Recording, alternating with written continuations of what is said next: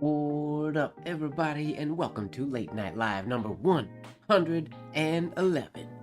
111. What up, Marilyn? I'm doing quite well. How are you this evening?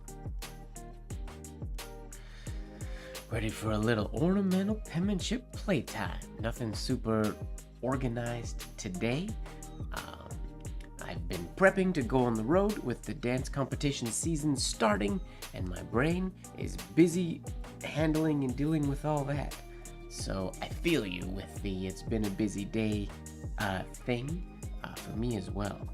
So I'm looking forward to just chill out, listening to some chill music, chatting with you guys, and doing a bit of carefree writing. Tea might be still a little too hot. Who is too hot? Gotta give that a couple minutes. Hello, Olivia. How are you doing today?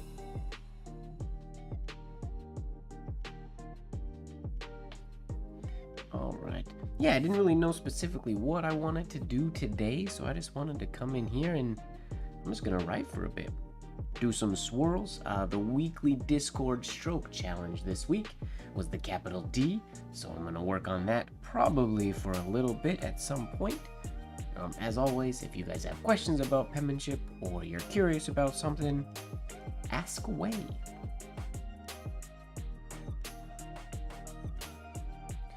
Going white ink today.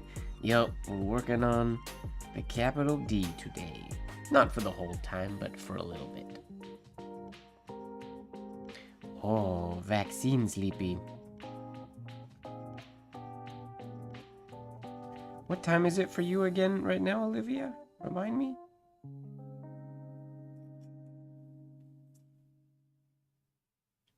Hello, All-Star Win. Welcome, welcome. All-Star Win? All-Star? All-Star? All-Star? Alistair?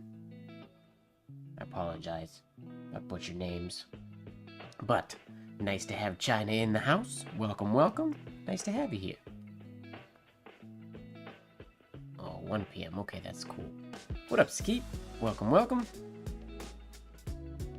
How are you doing today?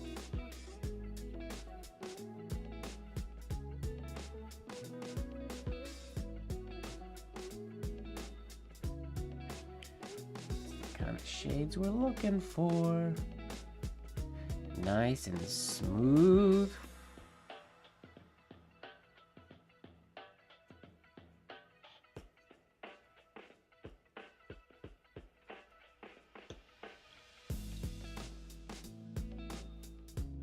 Like Al Pacino, Al-Star.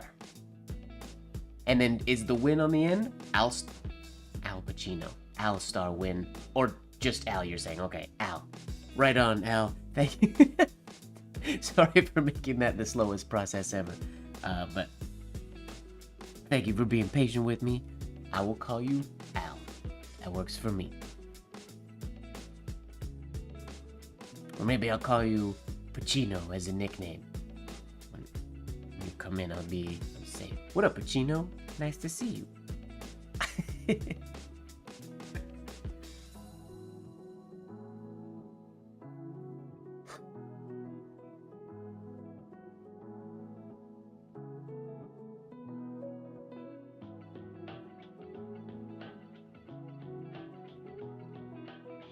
Your Majesty, I'm not sure I'm going to refer to you as Your Majesty all the time, Marilyn. Maybe every once in a while. I'll think about it. It's a good nickname.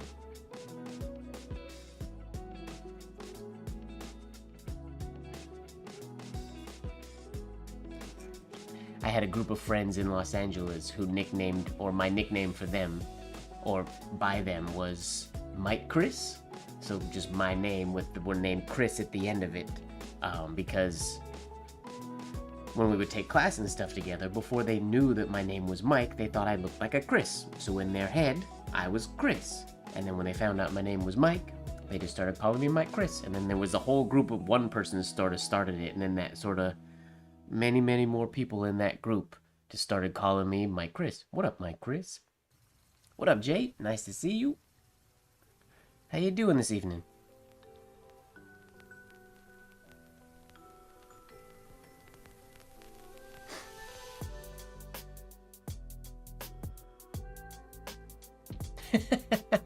Nice, Marilyn. That's good. How dare you?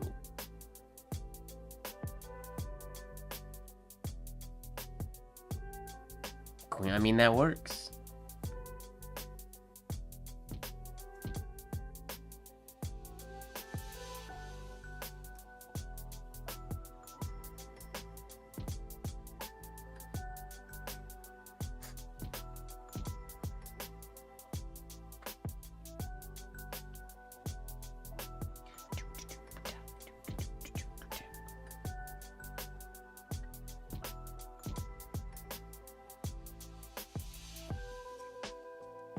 It's that transition up there that we gotta smooth out. Hello, Mom. Your nickname is Mom. That is correct.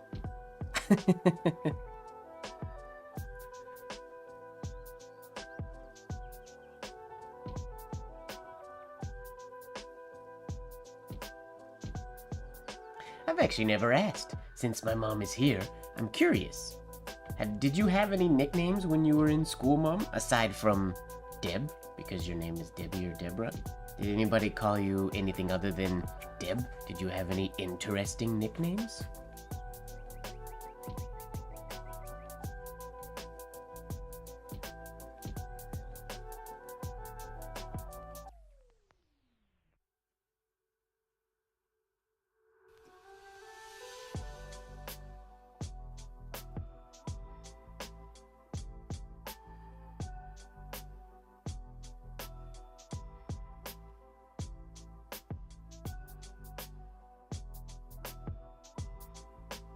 Oof, exit oval's feeling a little rocky there. Not really. Interesting. What up, Eric? Yo, Eric, that piece, your engrossing piece is looking super cool. I absolutely love that thing.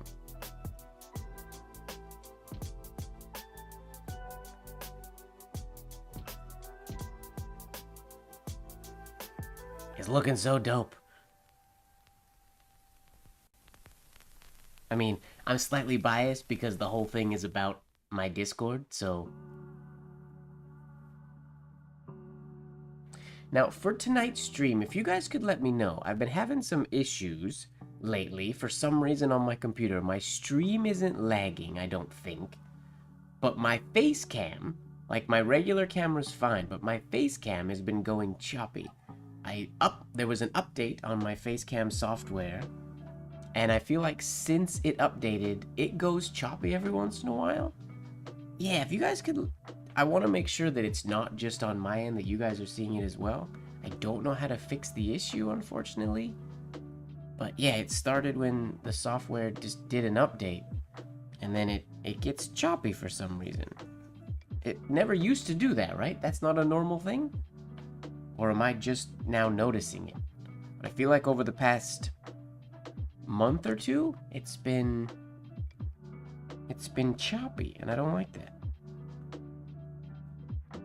Because that means it's something that I can't fix. And I'm pretty sure it's not my computer just being tired or going slow, because I don't think my big camera ever freezes. And you guys can let me know if my big camera has been freezing and I just haven't been noticing. But I feel like the top-down shot doesn't freeze. What up, Benny? Welcome, welcome. And early Fozzie. Welcome, welcome, Fozzie.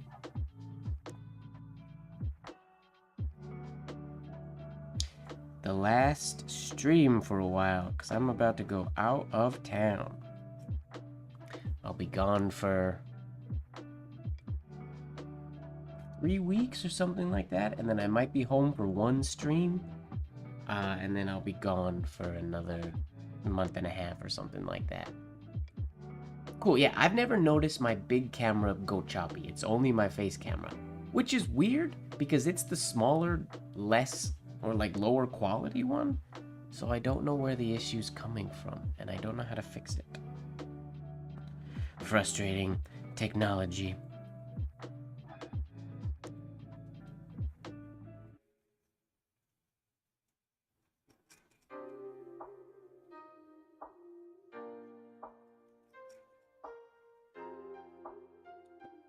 I use an app called IV cam.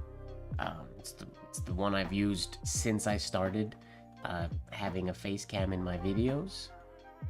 What up, Manish? Welcome, welcome. Yeah, it's great. I just don't know why it's choppy all of a sudden.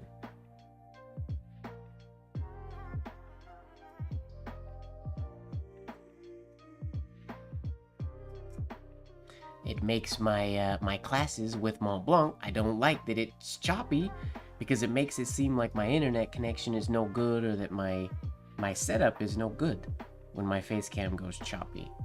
So I wish it would just be smooth.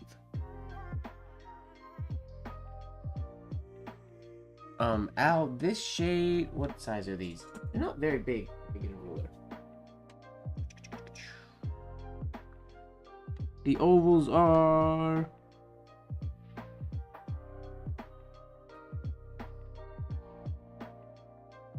What is that, like 17 millimeters?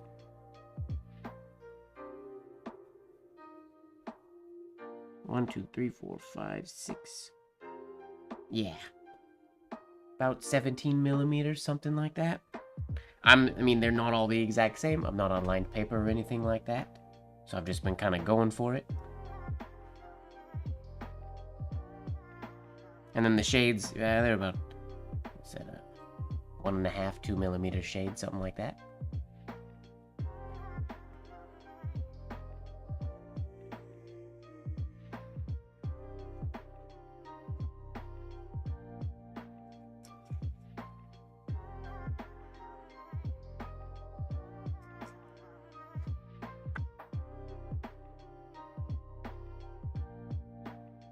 Wait, Marilyn, what do you mean? If you're using OBS, you don't need to use IV cam as a through cam?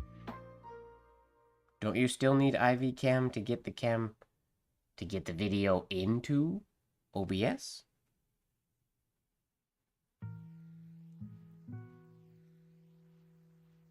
The second comment.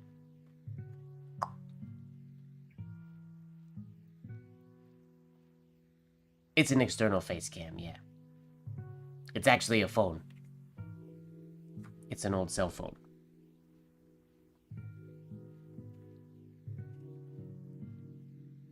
Yeah, I've always had to use, I gotta use IV cam. But it's always, like, I've used it since we've done these streams for, it's been, like, over a year now. And it only's now started to be choppy for some reason. Which is kind of annoying. Whoa. No good on that shade. What up, Zach? Long time no see. How you doing?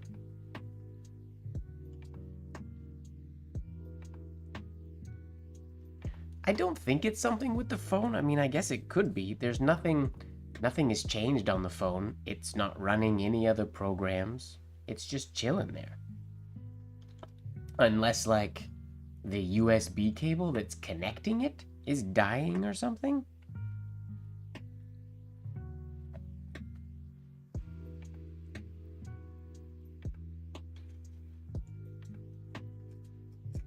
I mean, the phone, the only thing my Facecam phone does is sit here and serve as my Facecam. It doesn't have any other apps on it. It doesn't have internet on it. It doesn't have anything. It's just USB to my computer. Yeah, I use everything. Nothing is wireless. Everything is wired so that everything could be the best. No, I updated just IV Cam. I updated the IV Cam software, and it was when I did that it started getting choppy. But anyways, we don't have to keep talking about my silly tech issues. It's not the biggest deal in the world, I just wish it wasn't choppy. I might reach out to IV Cam about it. I have Wi-Fi, yeah, of course. But I don't use it for streaming. My computer and everything is plugged in. Everything is hardwired.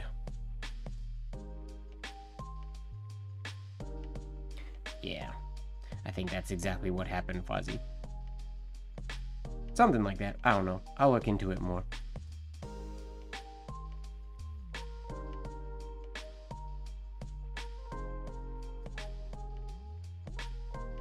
if that's the case, what I might do is roll back my software to an older version if I can, because I don't need any of the new updated features. It was already perfect for me.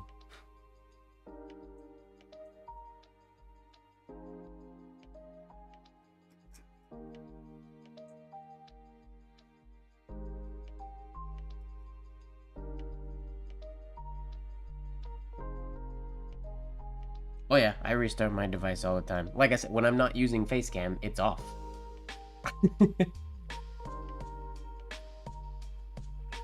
I'm glad it's not distracting, that's good.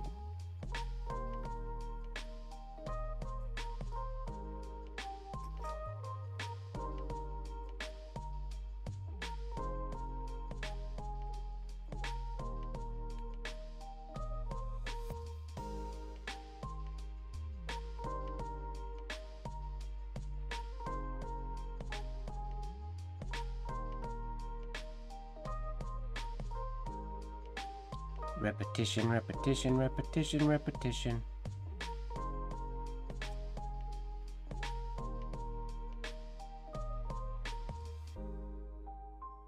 Ooh, what kind of inks, Fuzzy? What brand?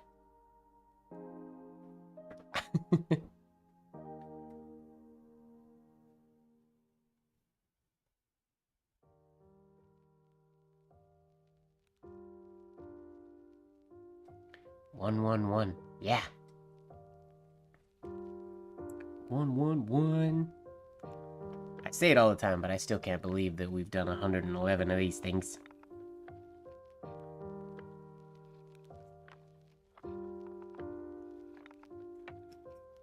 Whoa. Gotta go a little quicker. Al, the ink I'm using today is St. Petersburg Masterclass Gouache. It's a gouache ink, or a gouache paint, I guess, that I mix in a jar, just like I mix any of my inks in a jar. I filled the jar with water, and then I added the St. Petersburg Masterclass Gouache in a titanium white, is the specific one that I'm using. And it's one of my favorites. I also really like McCaffrey's Ivory, but personally I prefer the way that this dries to the Ivory. The Ivory can sometimes dry a little on the rubbery side, and then it sticks to other pages when they're in a scrapbook or something like that.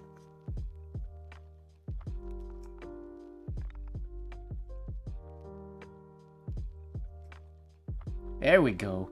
That's what we need. No tension in the arm. That one felt so much more relaxed. I know I've talked about that during streams before, but I always talk about the more relaxed you can be. If you can get yourself to just, or your muscles to just breathe and loosen before you do it a shade, or a stroke in general. Well, ugly exit stroke on that one, but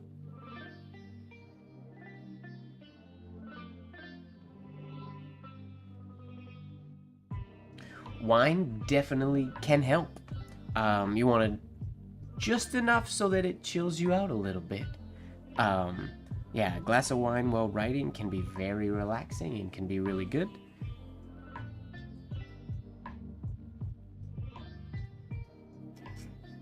Whoa, ugly exit oval. I have to be careful, Marilyn, with sleepy time tea, because I've legitimately, and this is no joke, when I've been tired in the past, if I sit at my desk and I'm just doing, like if I'm not streaming, what is, oh, that's why.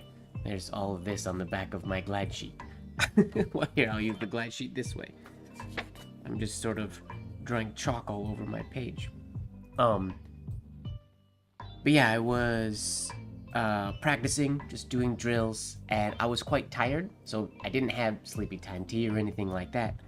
But when I'm not on stream and I'm listening potentially to some relaxing music, or oftentimes I like to work in silence because I can think and really focus on what I'm doing,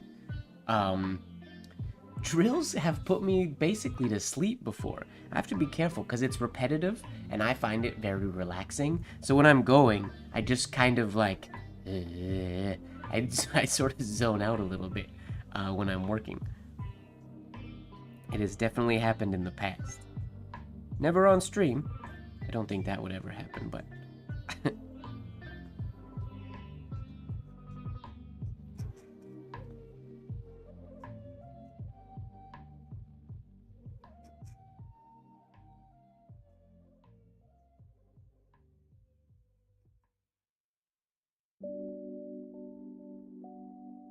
Oh yeah, I just get like sleepy and then you sort of come to and you haven't moved in a little while. At least it seems like you haven't moved in a little while. Could have only been a couple seconds, but yeah, I've zoned out doing drills many, many times.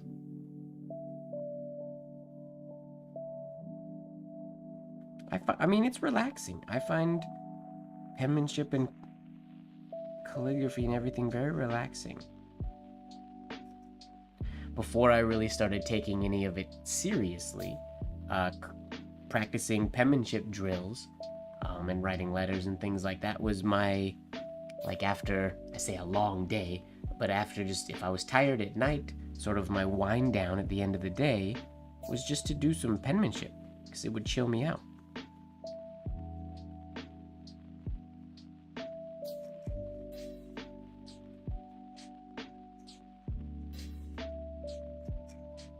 It's a similar thing to like tap dance.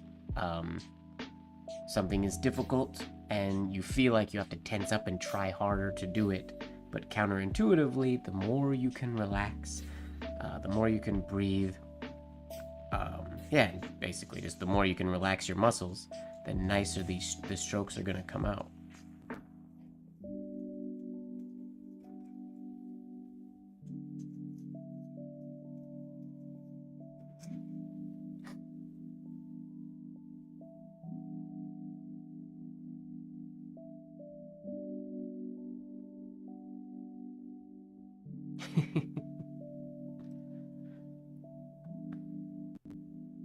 And man, I mean, when it comes to... I am not proud of the number of times that I've fallen asleep on my phone doing a Instagram or a YouTube short scroll. I will often hold my phone in my hand and fall asleep, which is not good. I need to stop bringing my phone to bed, but guilty.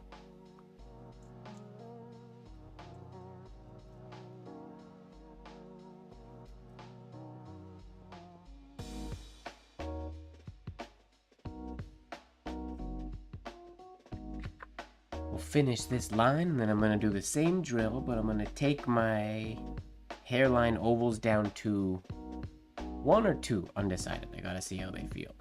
Take it down to just 1 or 2 before the shade.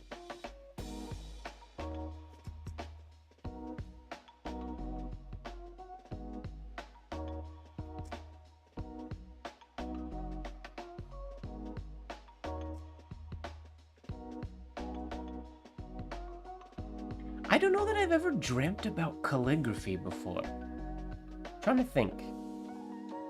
If I've ever actually had a... I'm certain I've taught classes, I guess, in my sleep. If I'm teaching a lot, or like during convention time or something like that. I've definitely taught a calligraphy class in my sleep.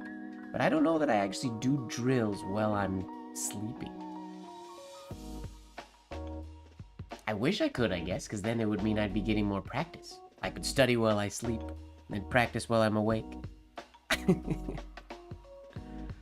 Alright, let's just do 2 ovals.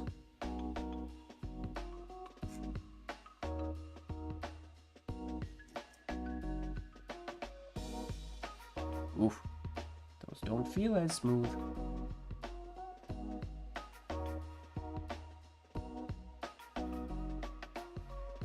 What scared you teaching? Oh, I had a scary dream that Paul Antonio was yelling at me in smack. I don't assume Paul Antonio would yell at you. I don't imagine, knowing Paul, that would be in his in his way of teaching. Wait. There we go.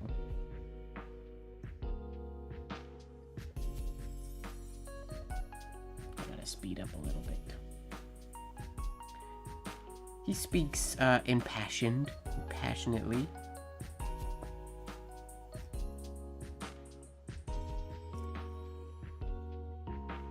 Oh.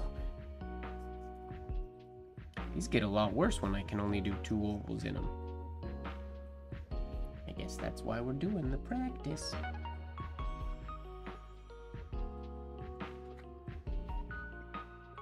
Try not to do too many in the air. I want to go straight into my 2. There we go.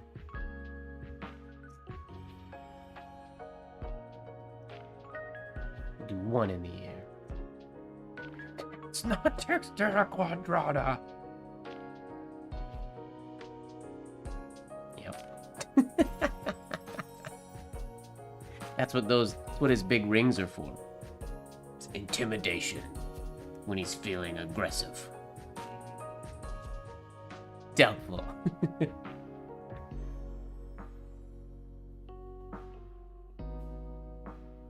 Yeah, you're not wrong there, Marilyn. That's true.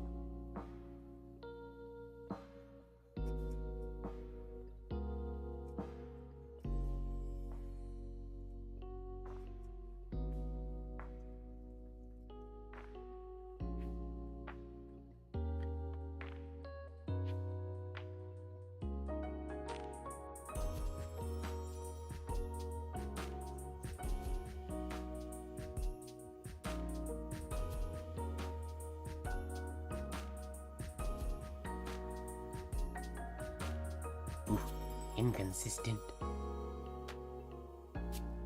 The rings are pretty intense. I've never worn a... Well, I guess I wore a leather ring. I was gonna say I've never worn a ring. Never worn a metal ring before. Other than like a costume or something.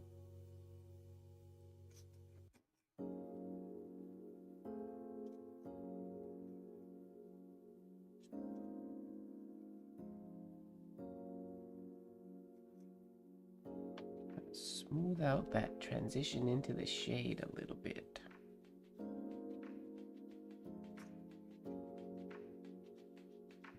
And shorten the shade. A rainbow wedding ring, that's fun. Maybe my tea's good to drink now.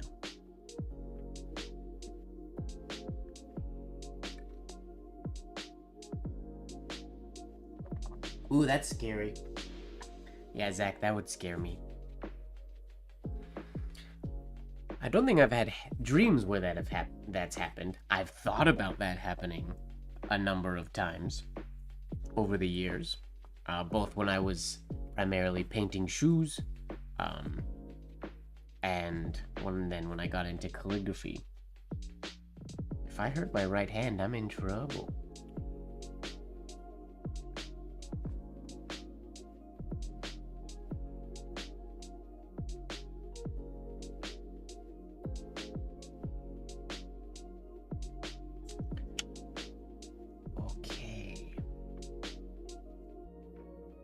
I'll go into the stroke of the capital D now. So the one we're going to be doing, or the variation we're going to be doing today, is this one, just a downstroke, like so.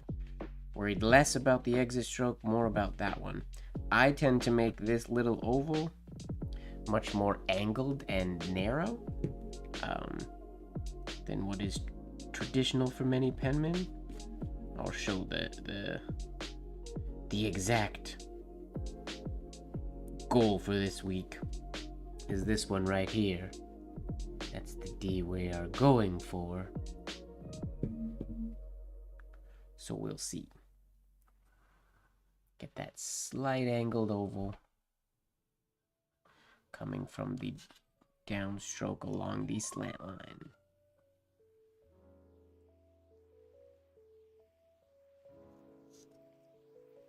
And not making this go too pointed out in the upper right direction.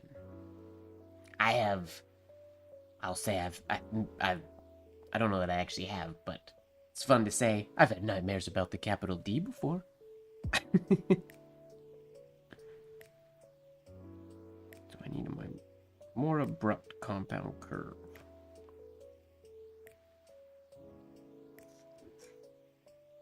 To smooth out. Shade is really nice, but too pointy. Alright, Fozzie, thanks for hanging out. Have fun at your event.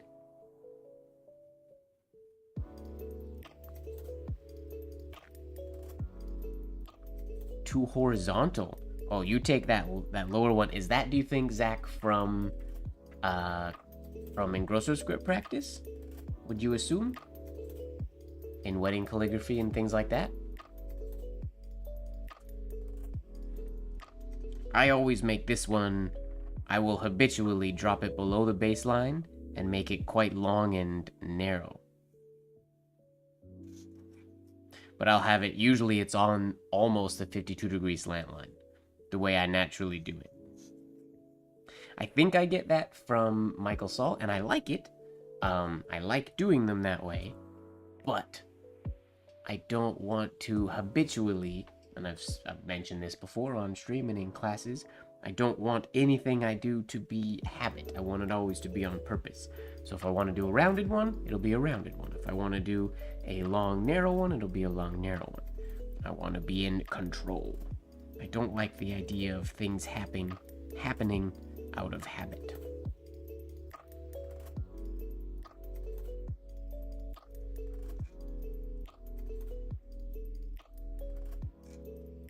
Very pointy on top. Why so pointy?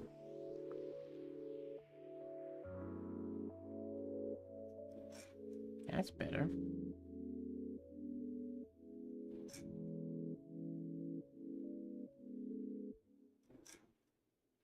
A little too far away. Thanks a lot, Fozzie. I don't know if you're still here, but yes, we certainly will enjoy the capital D's.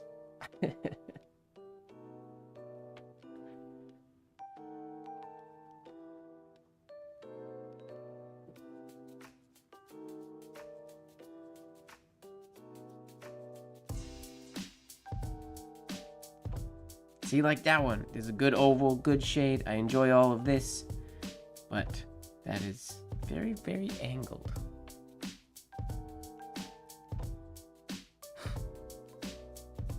If you guys want to join in on the Discord, I say weekly, but every once in a while I forget to post one.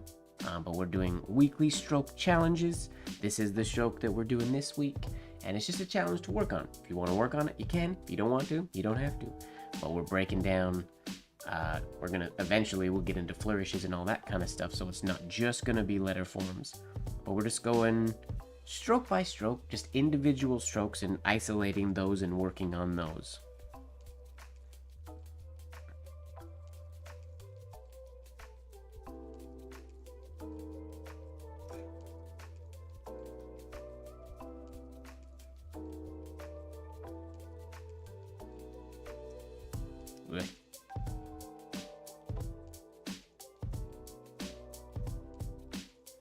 I write a lot smaller when I start doing a D instead of my large ovals that I was making.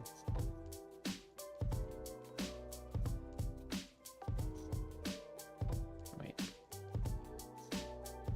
That's what we need to do.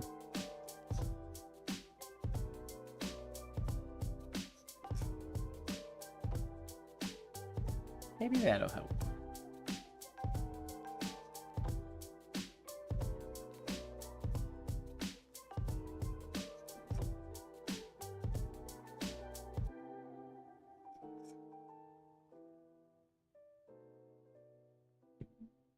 They've been worse. I would like to not fear the capital D.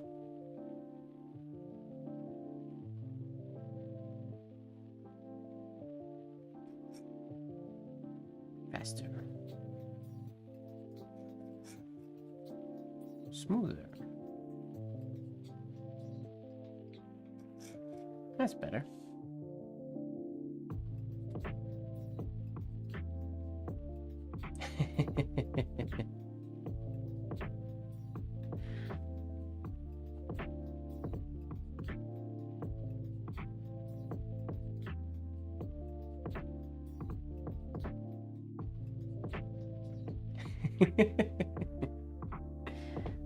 Perhaps. I doubt it.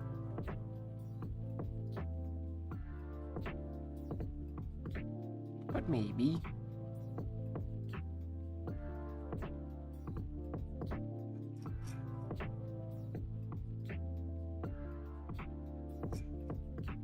Nope.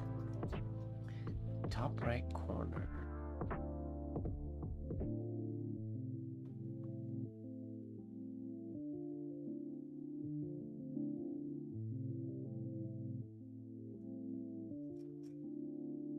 Gotta go quicker.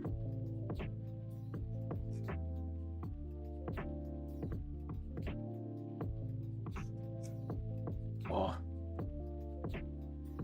That little oval just goes back to angled so easily.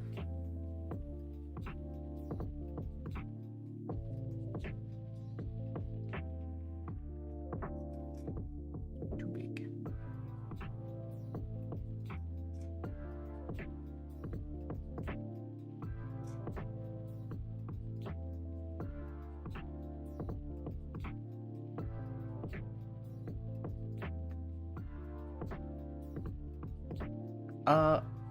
To my knowledge, there's not a specific name other than the capital D. Yeah, to my knowledge, I don't know that it has a name. It's made up of a downstroke, an angled oval, a compound curve, a direct shaded oval, and then a horizontal exit oval. But I don't know that this whole thing has a specific name on its own.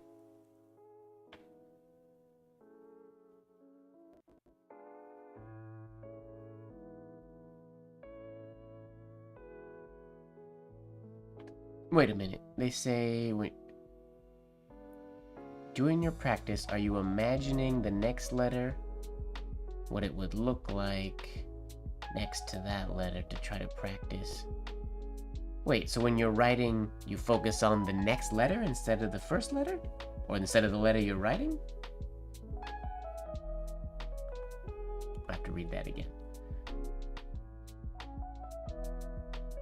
I heard a YouTube podcast earlier this week that said when you are doing your practice, are you imagining the next letter? What it would look like next to that letter?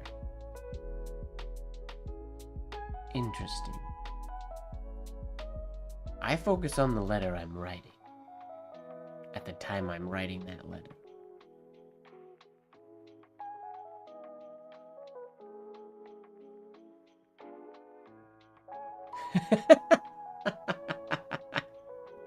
Did you not realize we were making the capital D? I mean, this is just a D without a entry oval. Yeah.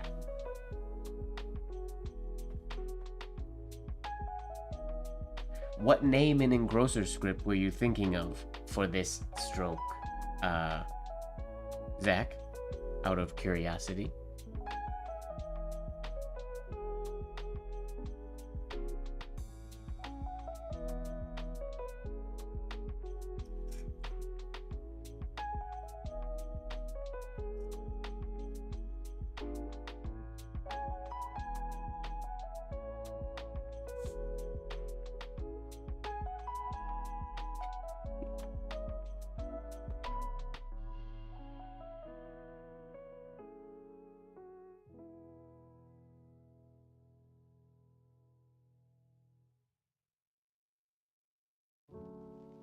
Whoa. Not sure what happened up there.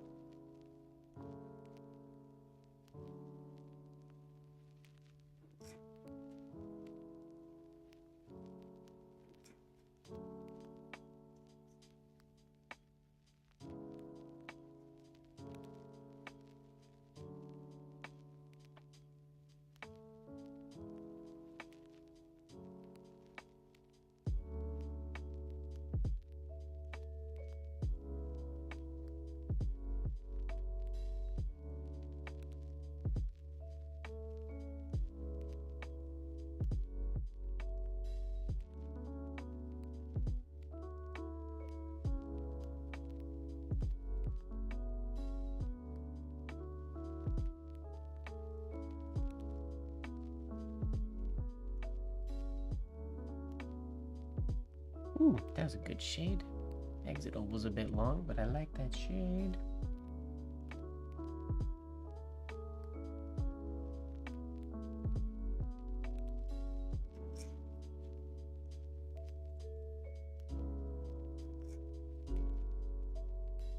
Keep cutting off exit oval, making it angled weird and narrow.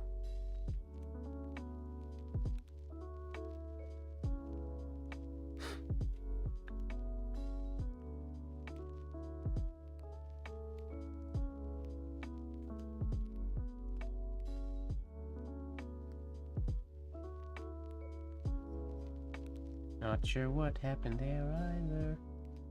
It's what happens when you don't relax.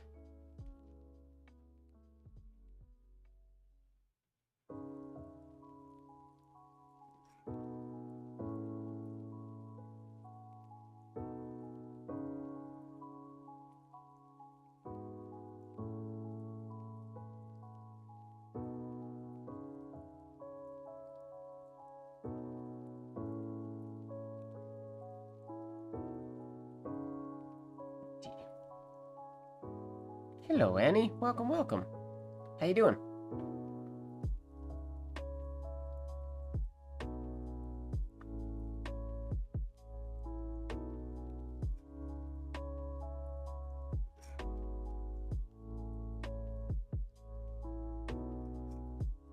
That's the idea.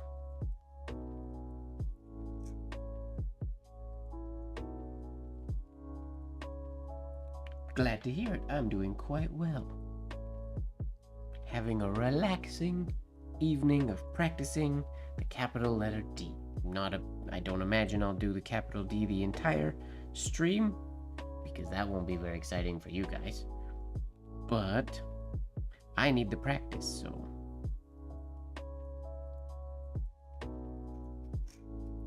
I've been busy doing different kinds of work lately, so I haven't been doing the drills that I want to do every day.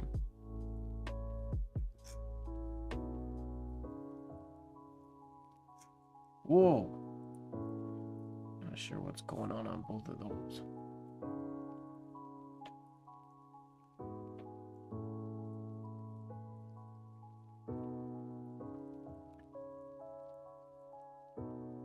Oh, you're talking about this little accent shade here, Zach? It's, I mean, it can go either way. At least I think that's what you mean. On the initial downstroke, yeah. So, it can be a slight accent shade on that downstroke, but it needs to be slight. I personally usually add one, whether intentional or not, as I'm going down. But I like the way it looks when it's a subtle little weight there.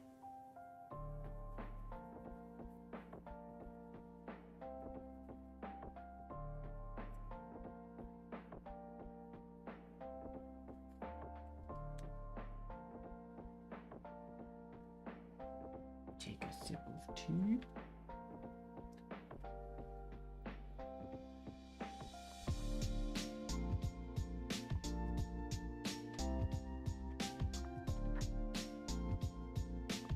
Earl Grey for the win.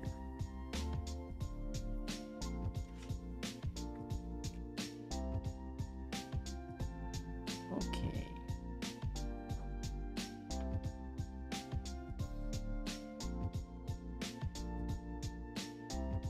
It does.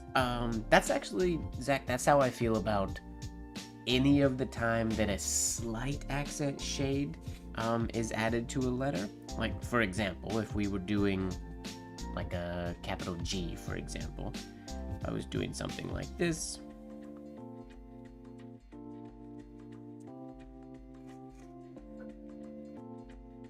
We have a nice capital G, it looks good. We can make that top shade, or that top oval, be a shade as well, in which case we get something like this.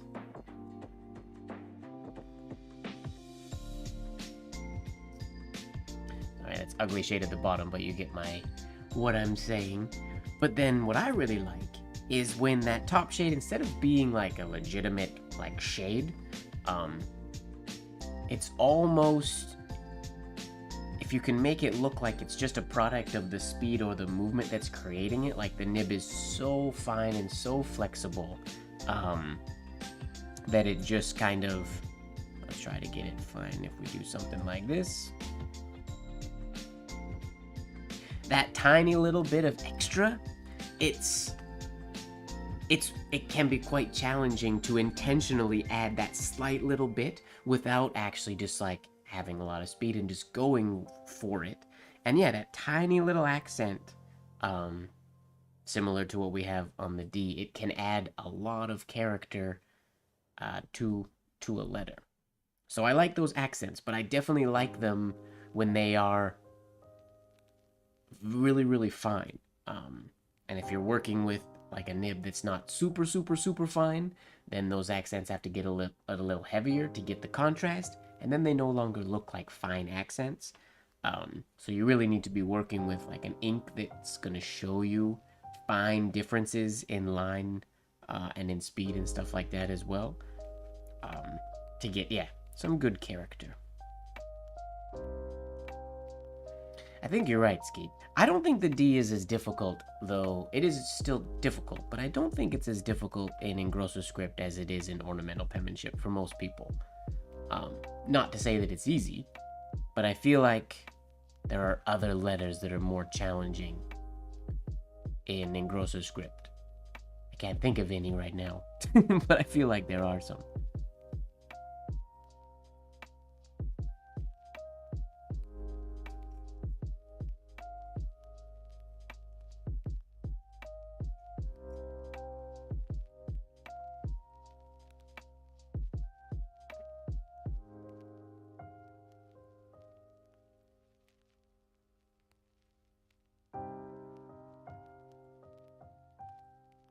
Oi.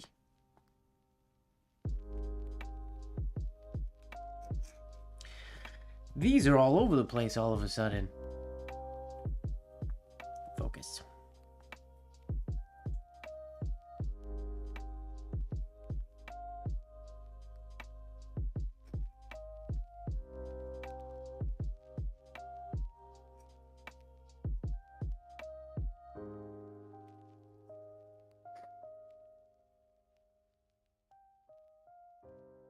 I think, yeah, I would agree with that, Marilyn, that the bigger you make them, the easier they are.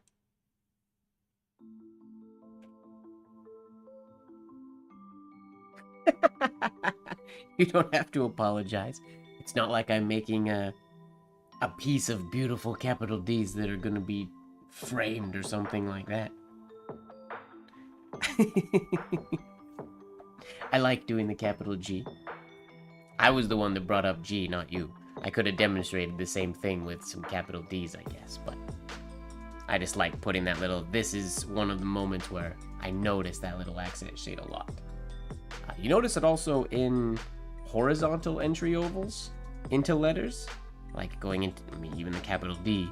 It's easy to do like a larger shade for the horizontal entry.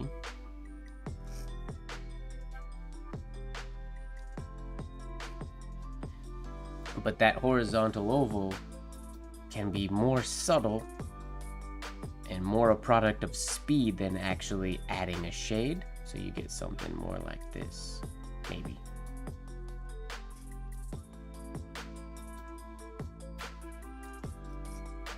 So you get that slight difference between the hairline on either side of that slight little accent shade.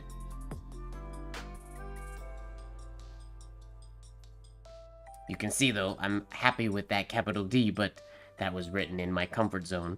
This angled oval is basically on the 52-degree slant line, and not down a little bit more horizontal, like the goal today.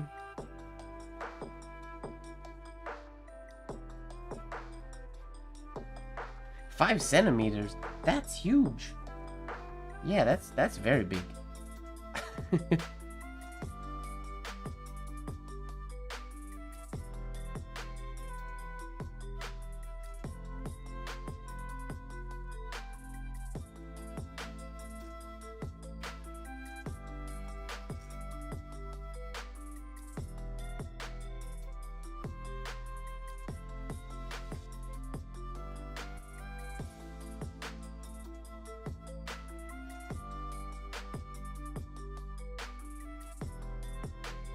broke your nib in half?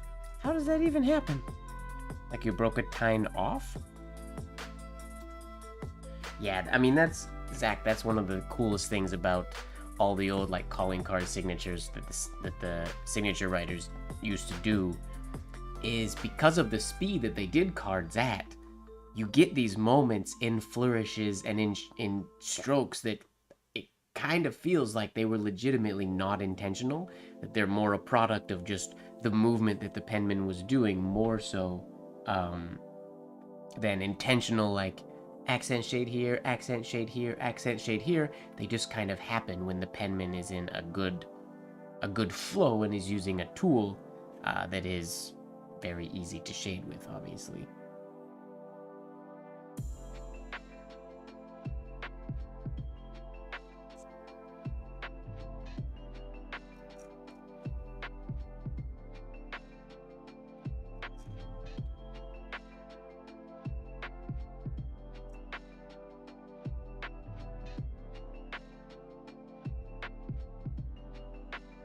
Not very consistent with this lower right corner of this oval. I tend to, ones like that one that go down to the lower left quite a bit.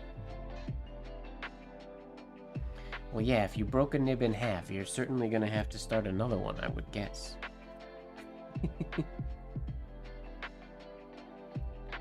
How did you break it in half? That's intense.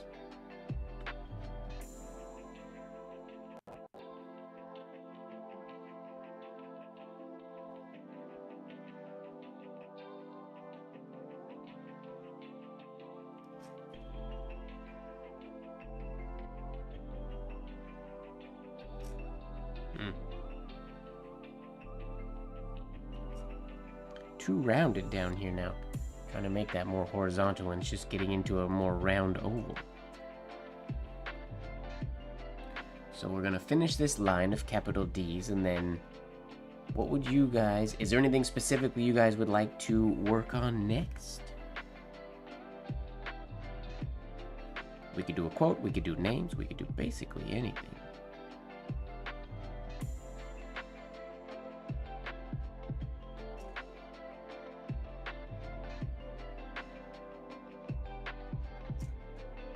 Too low. That's better. Yep. I actually have to put in an order for Hunt 101s. I'm currently trying to figure out, with going on the road, I might be able to hold off until I ampeth, and then just be sure that John Neal brings enough for me to convention. But I'm about in restock time for my Hunt 101s. I still have probably hundreds of Leonard Principles, but I'm running low on Hunt 101s.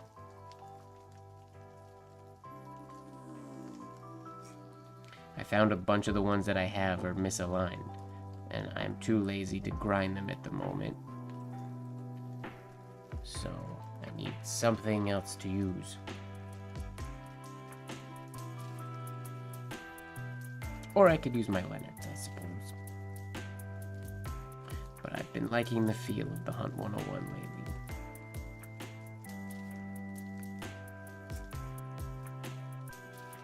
Alright, page 1.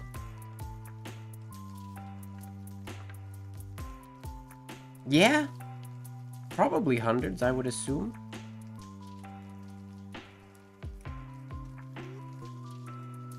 Some of them are right here. Oh.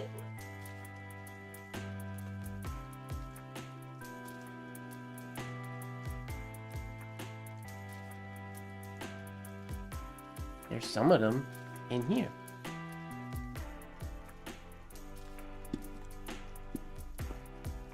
There's a bunch of Hunt 101s in there. Or sorry, not Hunt 101s. Leonard Principles. It's not full. There is, I was taking a picture with this as a prop, so there is toilet paper in there to bump them up. But there's quite a few in there. There's probably, I would assume, at least a gross in here right now. Something like that anyways. In the Rubik's nib jar.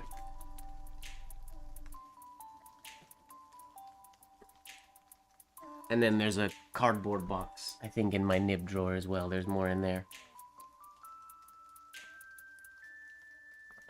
Yeah, I mean, I haven't purchased Leonard Principles in 5 years? Something like that. It's been a long time since I bought some, so any Leonard Principles that I have, I'm pretty sure are from the era of the good Leonard Principles.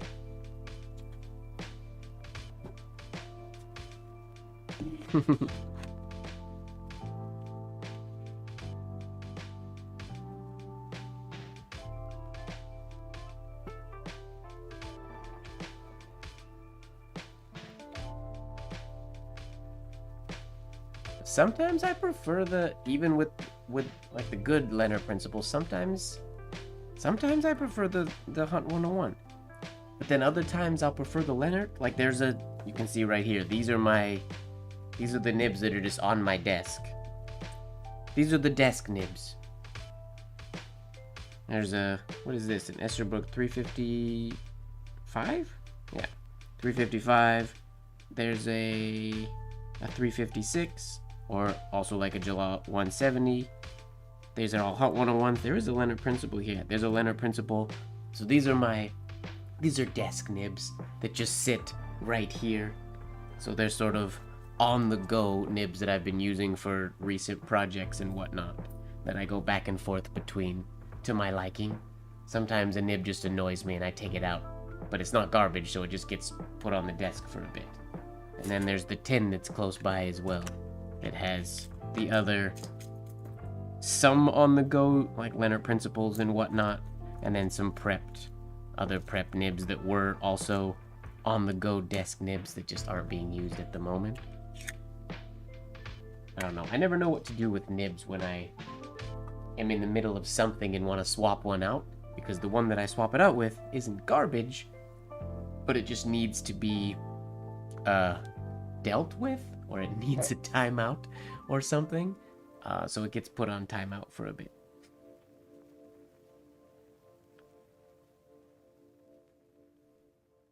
Tuned, yeah. They have to sit in time. Well, like the ones that are on my desk not in the tin, those are all tuned and all good to go.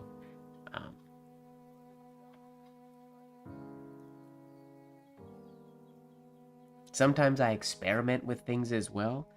I find it interesting, even with like Hunt 101s, in like this flange, some Hunt 101s fit perfectly, other Hunt 101s are too loose, and then other Hunt 101s are too tight. And the same thing with Leonard. If I have my nib or my flange set up really good, every once in a while I'll get a Leonard that fits in too snug or too loose. And I don't like messing with my flanges too much. Currently, my flanges really, they're set up for Hunt 101s, so I haven't been using my Leonard Principles as much. An arrow nib. I don't know what an arrow nib is. What am I gonna write here?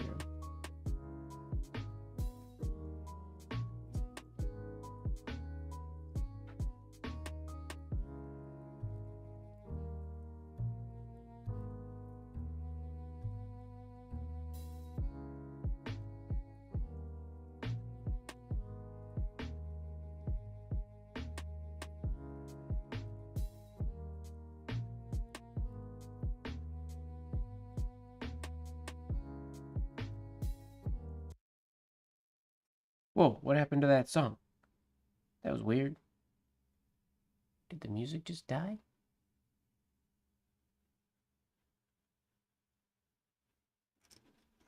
Whoa. Shade got messed up. What happened to the music?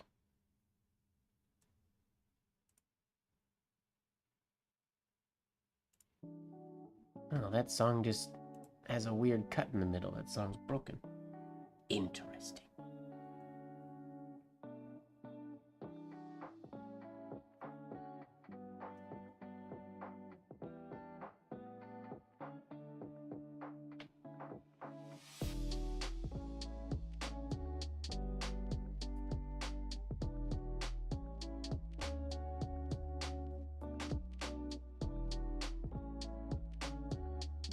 friend of mine's birthday today. I don't imagine she's watching the stream right now, but I will write a happy birthday message anyways.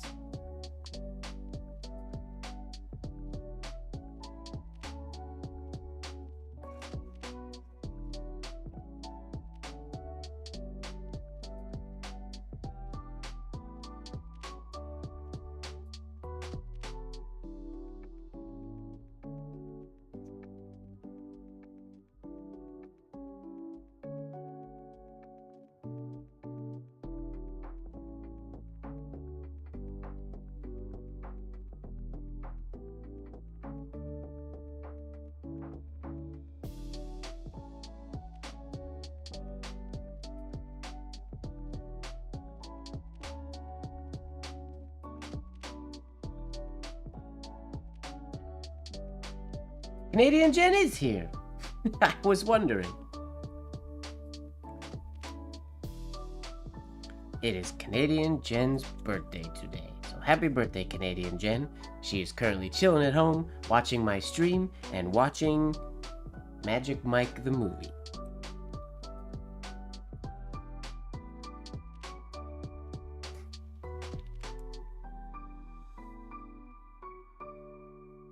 Yeah, Zach, you are right. I will say, when it comes to like a perfect flange, I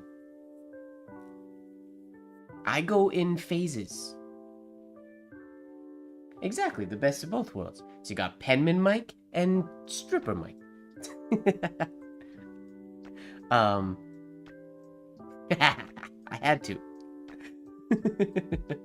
What up, Hody? Long time no see. But Zach, what I was saying, like, I definitely go in phases with my flanges. Like, a while ago, the flange that was in this holder was absolutely perfect. I never wanted a flange to be any different way. It was exactly perfect for me. And then when I set up this flange, this was the next pen that I started using as like a daily writer. I made slight tweaks, but it's based off of this one, but the flange itself it sticks out from the pen a little bit more on this one. So I needed to have a pinch. Oh, I just realized my camera is going all crazy focus. Sorry. So it's required to be almost a folded flange, which you guys have heard me talk about before. And now this is my perfect ideal. Never want to mess with. I want all my flanges to feel like this one. But I don't know how long that'll last until I want them to feel a different way. Because I still, like, this one still feels good. They're designed to feel as similar as they can with different flange or nib setups, but yeah, it's fascinating. As you guys know, I'm a very big advocate for flange adjustment experimentation to get a cheaper pen and experiment with it for a bit. But experiment and then use it for a while, I think, to see what kind of works for you.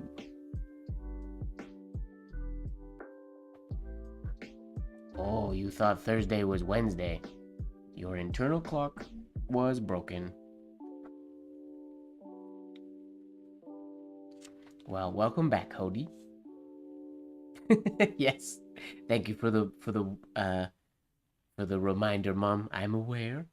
Tomorrow is my dad's birthday, so I will not forget tomorrow, Dad's birthday. My last day in Vancouver before I go out of town is my dad's birthday.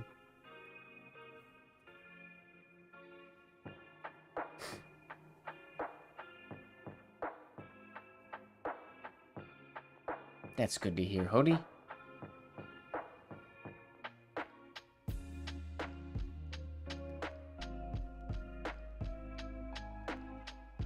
Yeah, that's what you tell people. Your internal clock's broken. Let's write that, actually.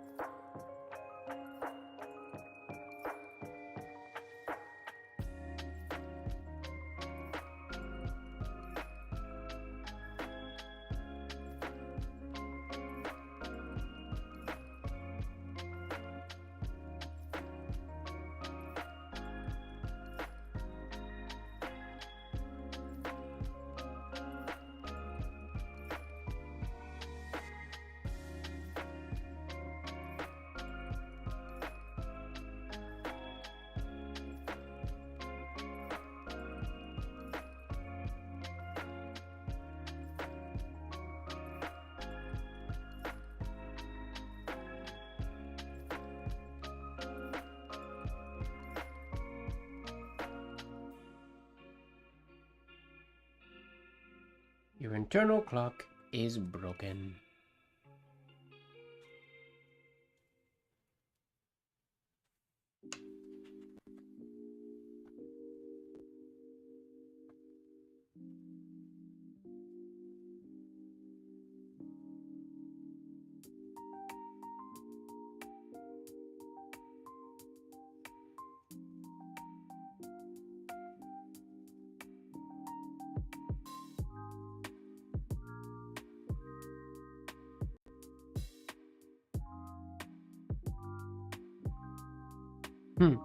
Too long on that shade.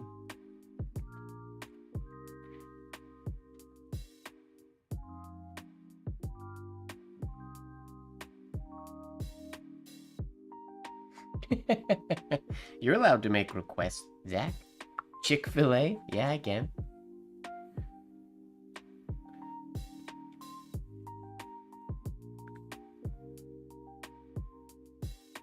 I don't have an itinerary today. I'm just messing around. Lowercase f? Okay.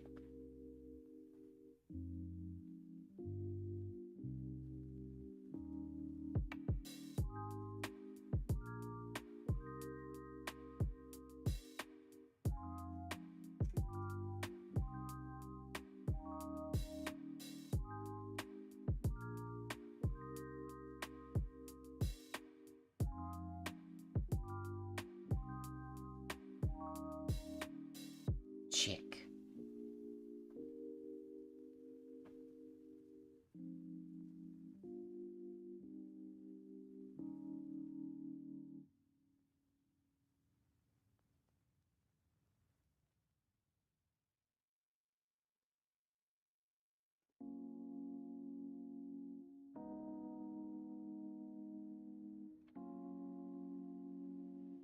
Ooh, I probably should have put... I should have put that lower or a little more space. I don't like where that is. Sorry. Unthought out.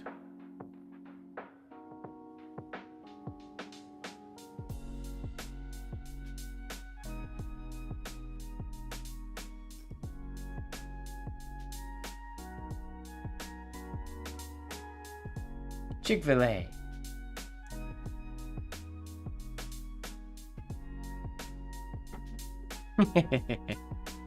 That C, I mean, this is, if I could, this is essentially what this is the C shade that I like the best.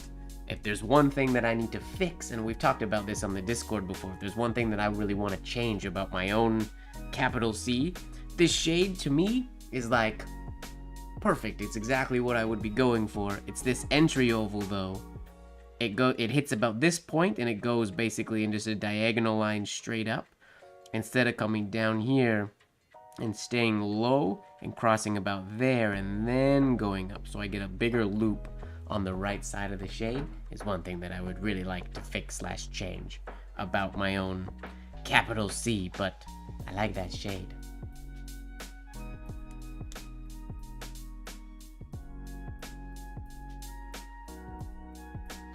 Manish, I feel like, and do I have a pen with a brass flange?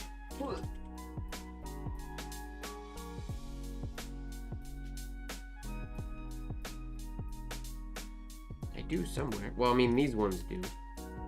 This one has a... Well, that did have a brass flange. I must have replaced it. I do have pens with brass flanges. Where are they? This one.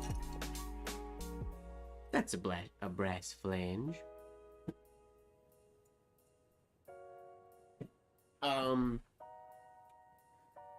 If I'm being honest, I don't really have a preference, so long as it's... If the flange is at all bendy, it's an absolute no for me. In the sense that I need it to be just bendy enough that I can force it into the shape that I want, and it will stay there. But when I'm writing, I have used holders before where I can feel the metal as like suspension. I can feel the metal springing. We'll say springing more so than bending while I'm writing.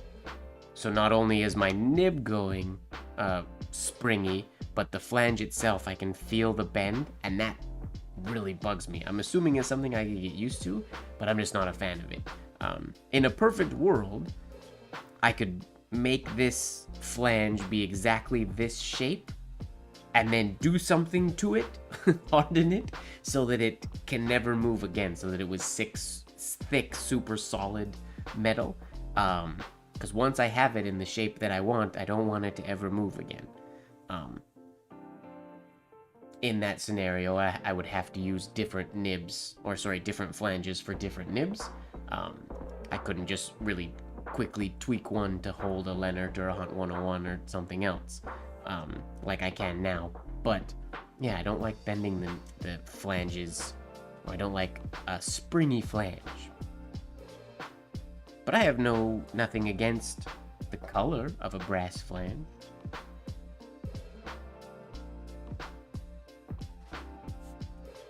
So long as they're thick enough, like these ones in the old John Neal holders. This was my nib finial holder, one of the first carved nibs I did, or carved finials. This one is a super strong flange. It's this standard stock flange that comes with the holder that I took out, reshaped, so it was at a better angle, and then put back in.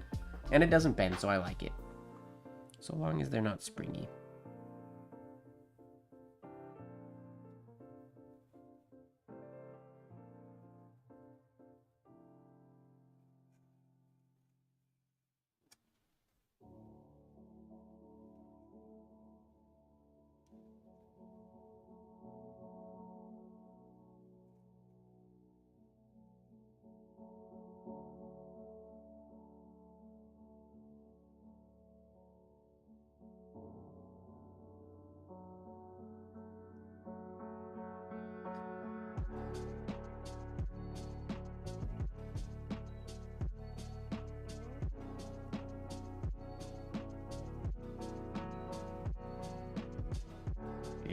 Ugly exit stroke.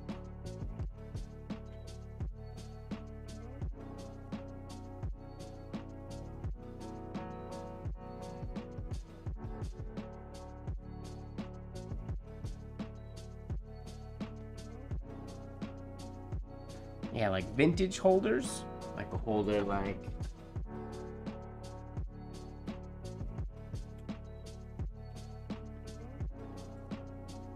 this is a vintage, not a name brand, it's a Magnuson replica,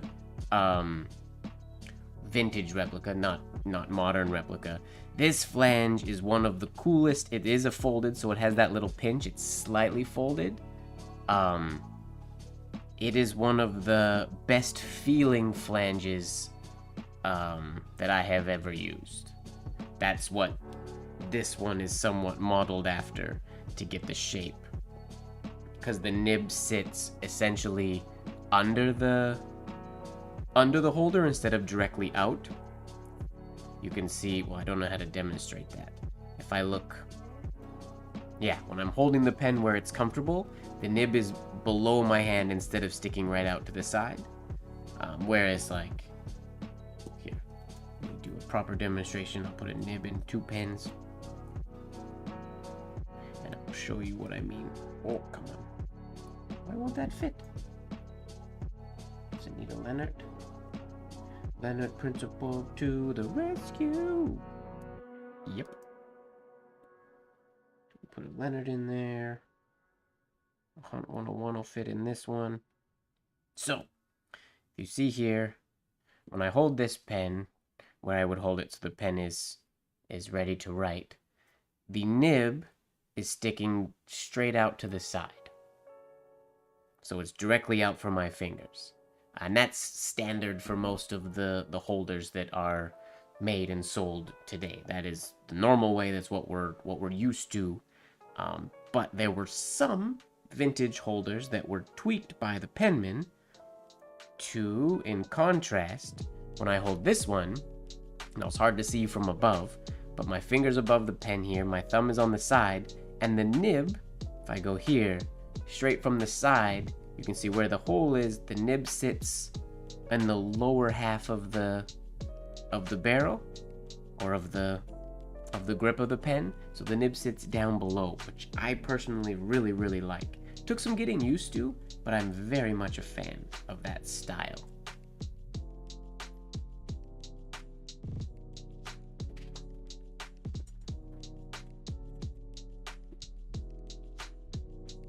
I also have a theory, and I don't know this for sure, but I've held vintage, I have vintage flanges that aren't really bendable, because they were quite solid. But the way some of the pens were set up, it feels very weird to use a traditional ornamental penmanship grip. So I also feel like, and this might not have been all penmen, but I feel like a penman would use a different flange or a different nib for doing a slower style like engrosser script or copperplate, and then doing something quicker like ornamental penmanship. Specifically because for me, I can do both of the scripts with one pen, but it definitely feels better to have a flange that's specifically set up for an engrosser script grip versus an ornamental penmanship grip, because the angles are very different, and it just, depending on how you're sitting at your desk and stuff, it can feel way different. So like for me personally, when I do engrosser script, I keep putting this jar away.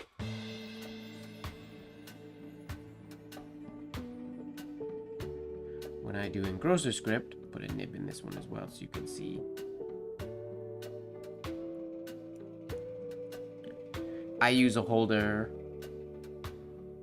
with a flange like this. And you can see the angle for me is much more, if you compare between these two, the angle of the one on the left is more angled, so that when I use a engrosser script grip, or a more modern grip to the side, my paper doesn't have to be turned as much to be at the slant angle that I want. Whereas when I use this holder, because it sits straighter out, I would have to turn my paper a lot more to get my nib at the right angle for a slower script. So yeah, exactly, Hody, that's what you do. You would turn the paper more, but my hand is used to writing like along the paper this way. I would, if I can, set up a flange so that I don't have to write up the paper this way. So then I'm not reaching for certain letters, and I can just get a little more mileage for my travel, and it's just a more comfortable place for me to write. Like a lot of those old, I know there's like in the Penman's Journal, Dr. Joe and them have also posted pictures of different penman's grips and whatnot. And it depends. I feel like that penman used different grips depending on the style of writing they were doing, obviously. I don't think they would use an ornamental penmanship knuckle-up grip when they were always doing engrosser script. So it stands to reason, to me anyways, that they would also have a pen set up for one or the other. Potentially not, because you can definitely do both with one flange, or with one pen, but just to me it makes sense to have specific tools for the specific job.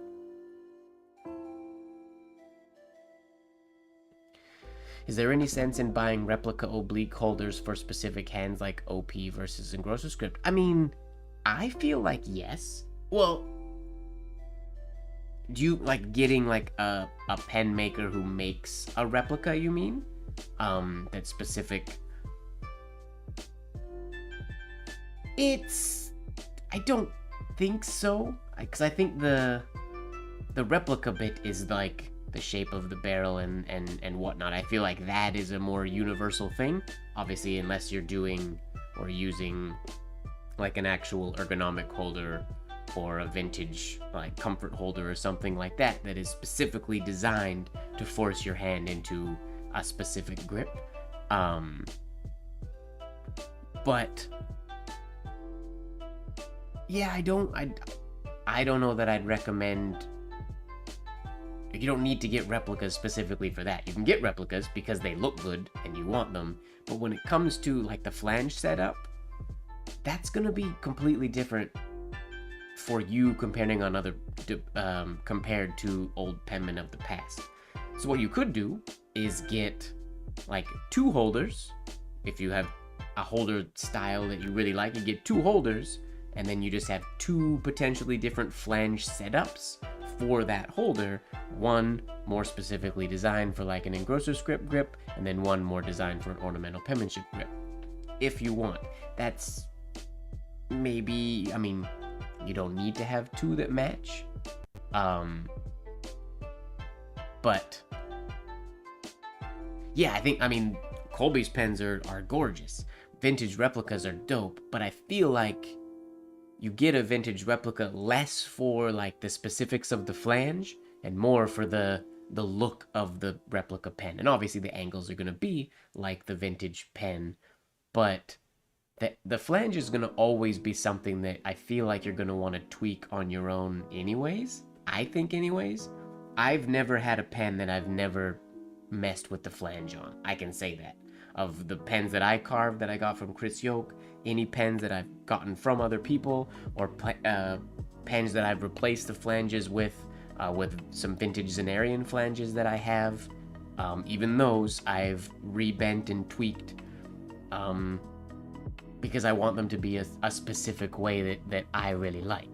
Do you have to do that? No, absolutely not. That's not a necessary step in the penvolution at all. But that's what I like to do, just because I'm sort of driven by curiosity. So when my brain says, well, what if we did this? Then I basically have to do it and use it long enough to know if that was a smart thing to do or if not. And what I like is that if I don't like it, I used it long enough that I know why I don't like it. So if a student then asks a question, I can answer them a little bit better. I have some more specifics about the situation. Versus just saying, no, this is my holder, make your holder look like mine. You can make your holder look like mine. And I feel like it'll be good, but it might not be the best for you. I don't know. I like to play with my tools and mess around with them. Let me put one stroke down and then I'll lock the zoom on my camera. Actually, no, I'll lock the zoom first. Hiya. Okay.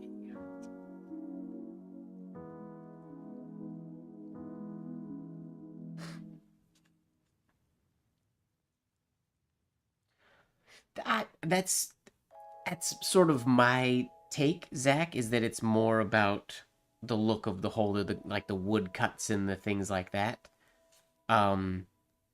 Unless the pen maker is really good at actually replicating all those exact like nuances in the flanges, which they might very well be.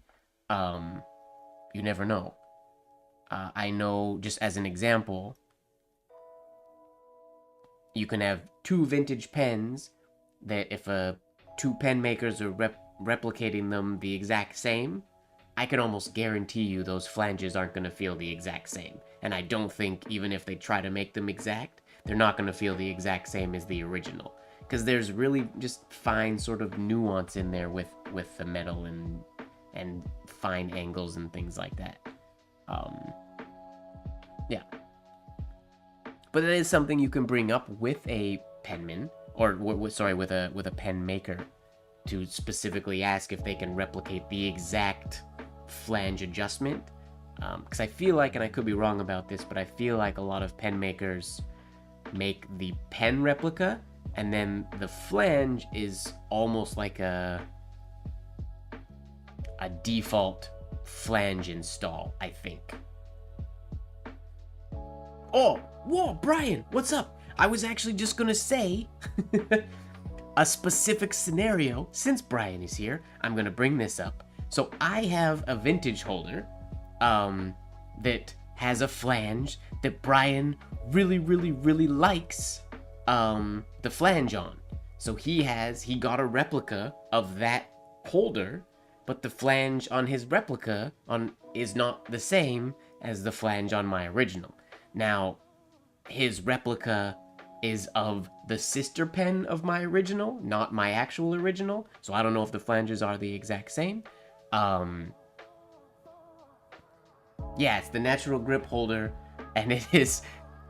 Brian really loves it, but there's those, like, even when I look at a pen, like the ones that I mess with, sometimes a nib just fits exactly right, and sometimes they don't, and it's hard to figure out. Like, there's a lot of... I know they're quite simple, it's just a piece of metal folded in half, but there is nuance in there, because it also comes into play. I know some flanges are more angular bent, more so than rounded. Some are round on top and flatter on the bottom, so the nib is kind of squished vertically inside. Some flanges almost force the bend of the nib to go like out a little bit if they're flatter, or some make a flatter nib bend a little more, that can affect your hairline and stuff like that. And that's really, all that stuff is really hard to make exactly tuned right in like the factory or by the maker. So flanges are bendy enough that we get them and then we tweak them so they're exactly perfect. You got a vintage natural... Well, congratulations on getting a vintage natural grip. I'm sorry to hear that the flange is awful compared to mine. We'll have to meet up one day, somewhere, so that you can reference the two and bend yours so that it feels a little bit more like mine. I can send you some detailed photos if you want for reference. But that, like the flange specifically, if I'm just talking about my natural grip holder, that flange is like, to me it's magic, because it's a super small flange. I will use like a super tiny, like an Esterbrook 355 in it, but it can also fit like a Hunt 101 or a Zenarian Fine Rider perfectly, but it doesn't seem like it should because it looks like it's too small, but it's super accommodating. It can't fit like a Leonard Principal because the Leonard is too rounded, so it can do like a Hunt 101, which might be slightly too big for it. It works really well with a Zenarian Fine Rider or some other smaller vintage nibs, like a Jalop 303 fits really well in it. It's interesting. Yeah, snazzy. It has been a very long while. Too long. I mean, I don't live in California anymore, so it's hard. Hard to just meet up with my American penman friends.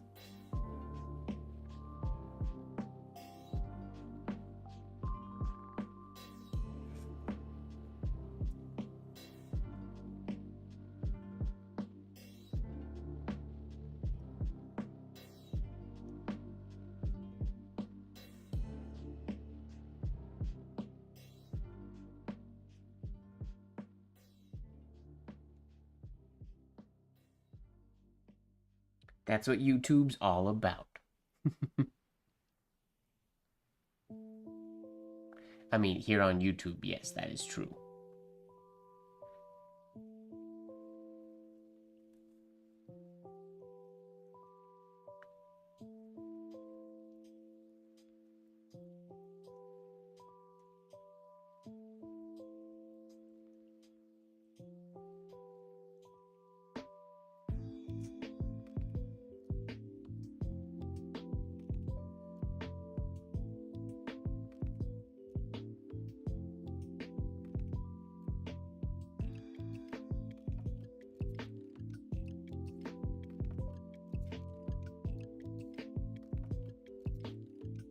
Ornamental penmanship, playtime.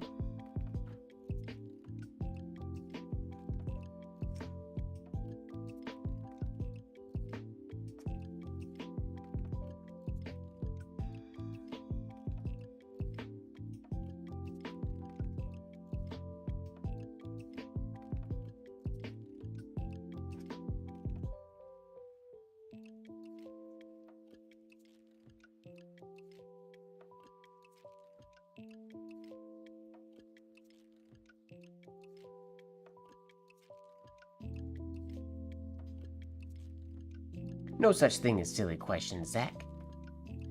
Do they make oblique flanges for smaller nibs and crow quills, etc.?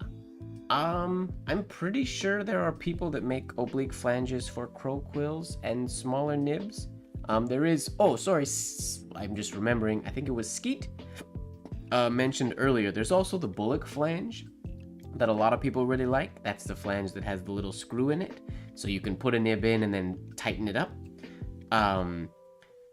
The main thing that I'm not a fan of with the bullock flange is they're not adjustable as much, so I can't do the tweaks that I want. They're great that they can hold different kinds of nibs, and it can pretty much accommodate any nib. But because they're more layers of metal and they're usually sturdier material, they're not as bendable to get into the initial shape that you want. So for me, if I could get a bullock flange that was the exact shape I wanted, and then have the little screw to hold the nib in place, then that would be good for me, I think. I've honestly never owned one, so I can't super speak on them.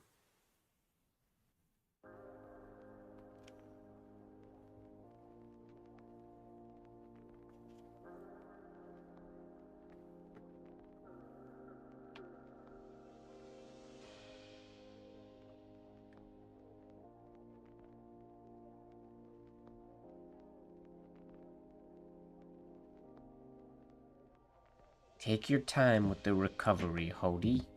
You'll be back doing your word of the days in no time.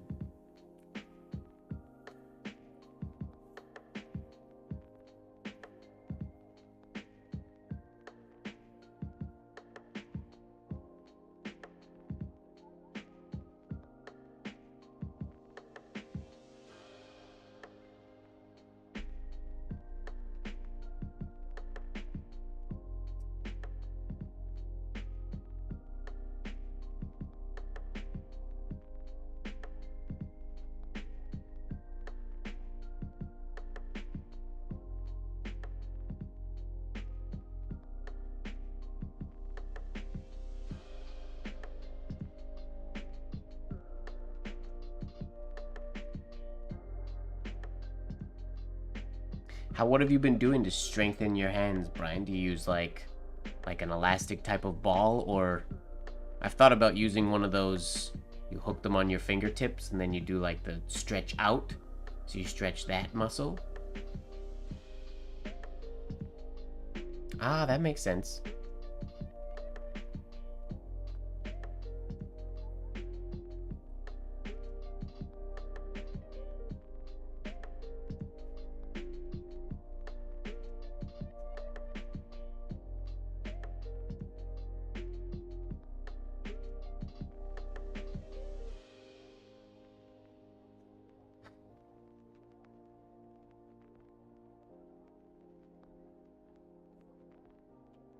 Hand health is a scary thing.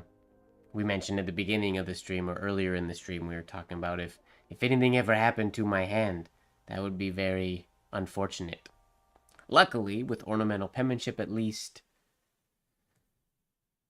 we don't have a lot of tension. But I know if I ever wanted to do like a lot more engrosser script, or for me anyways, engrosser script is really tiring on my hands. Or black letter, I know it doesn't hurt a lot of people's hands, but when I do black letter, broad pen, uncial, foundational, it hurts me. It hurts me quite a bit. That's just because I'm weak, I guess. Grilled steak every day. Get it. Nice.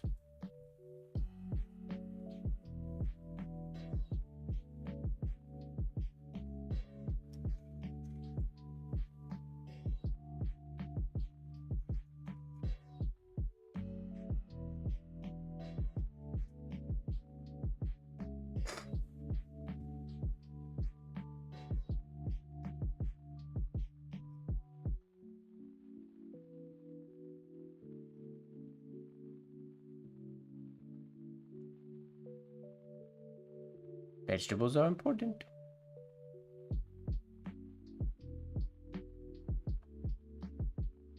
You don't have problems with the oblique pen. Well, that's good. What do you have problems with? Oh, wait, you're just writing there. Sorry, I didn't read your message, Hody. Painting a whiteboard, yeah. For me, what got me a lot was painting shoes. Because when I would paint shoes, and at one point, I did paint some shoes with a nib, actually, a long time ago that had to be really detailed. But when I'm painting, I'll use, like, let's say I'm painting on my phone screen. I would use my pinky as a rest. So I would be doing like this. Resting on my pinky, pressing down, and that's where I'd get my like stability for my strokes. This muscle right in here would get so unbelievably sore when I would paint a lot. It's just like now when if I'm drawing or writing, like planning out a piece, section lining, things like that, my elbow, even when I'm super relaxed, my elbow gets really sore. Oh, there goes my face cam tripping out again. Sorry. And there's no tension, because I remind myself all the time to not have tension. It's just holding those specific positions. Anything but ornamental penmanship just hurts me. Shoulder blades. That's gotta be a posture thing, I would imagine, right?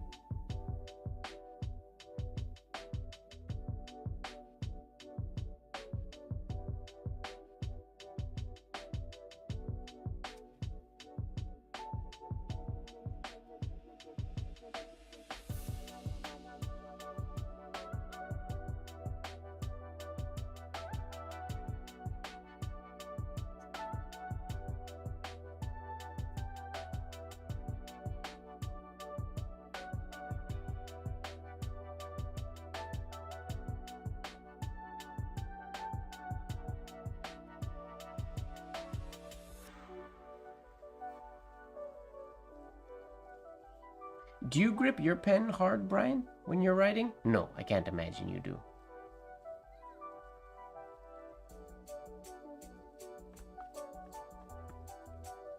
I feel like when I do engrosser script and other styles, I hold a lot tighter than I need to.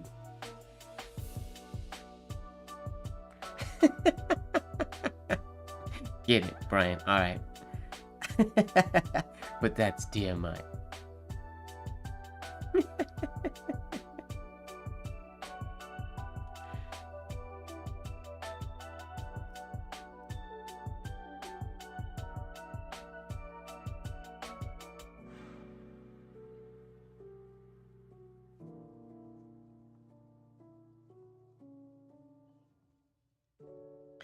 That shade so darn high on the F. Let's do that again.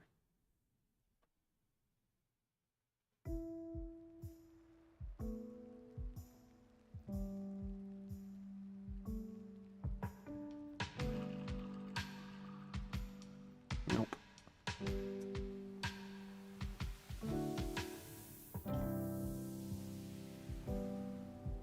Sorry, I wrote behind my face there a little bit.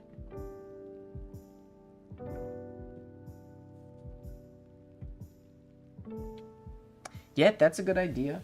To wrap things so they're not quite so fine or quite so thin. I know a lot of my paintbrushes, I would even just use some of them. You can get like on sort of cheap mechanical pencils. This is not a really big one, but on just like cheap pencils, you have this little grip. You can also take things like that and put them onto a really thin, like 000 paintbrush or something to thicken them up so that they're a little more comfortable. Or I've just wrapped masking tape to create like a little bulb that's more comfortable to hold. All right, Eric, thanks a lot for hanging out. Have a good night. I look forward to updates on your piece as you work on it. I'm excited to see it work its way to completion.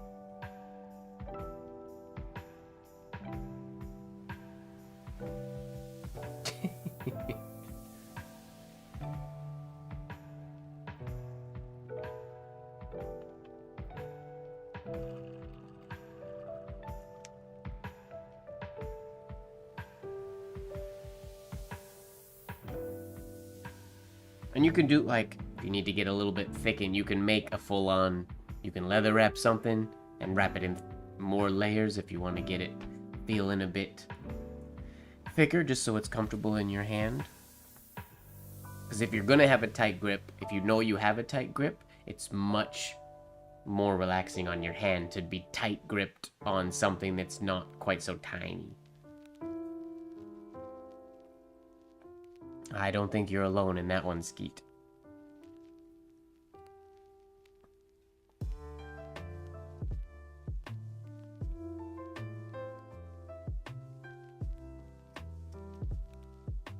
Lower.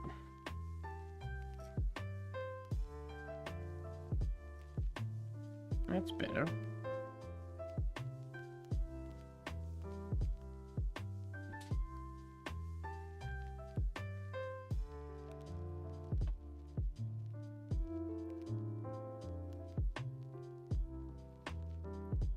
A Dr. Grip pencil. I have not.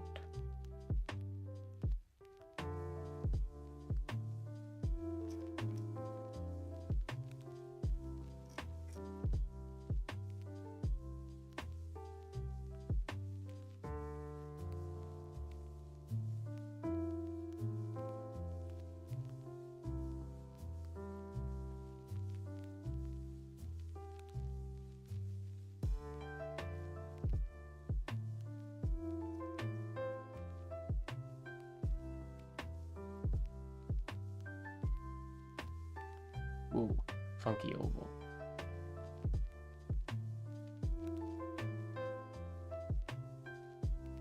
It's a chubby pen. Got you.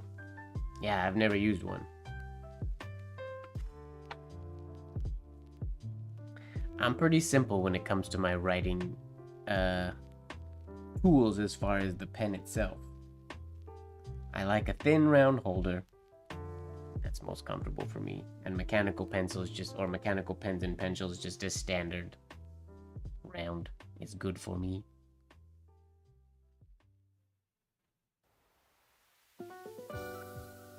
Goose oil fries.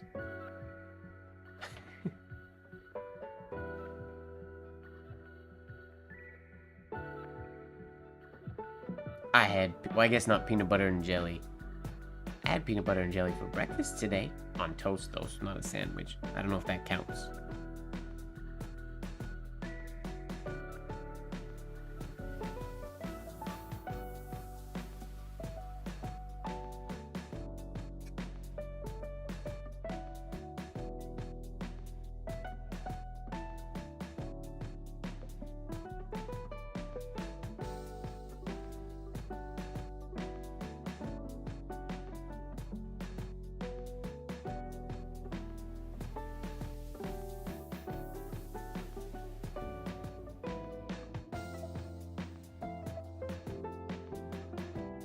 Ooh, that's a nice bee.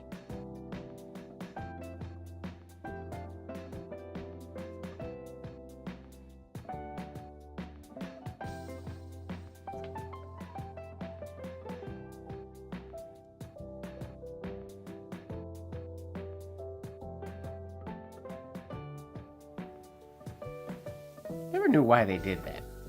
Did the and on an angle like that. I do it because they did it back in the day, but I'm not really sure why. I'm assuming just because of space. I would guess.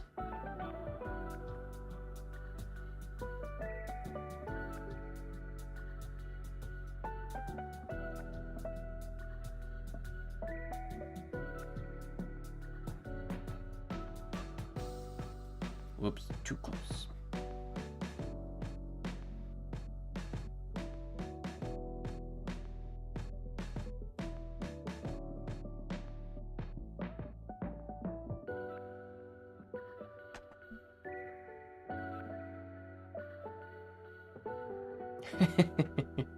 Peanut butter and honey is a yummy sandwich. And yes, rather sugary and candy-y.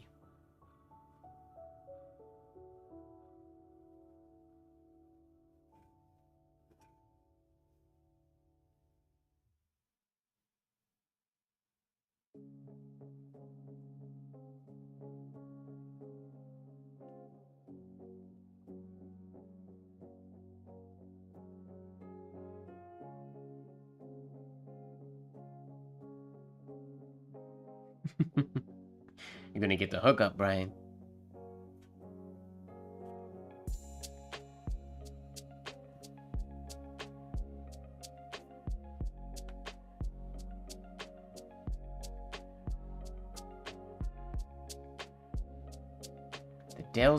Oh, SJW. Can you... I don't remember where to find that. Can you send it to me on Instagram or something as a reference, or on Discord? And then I'll give it a shot.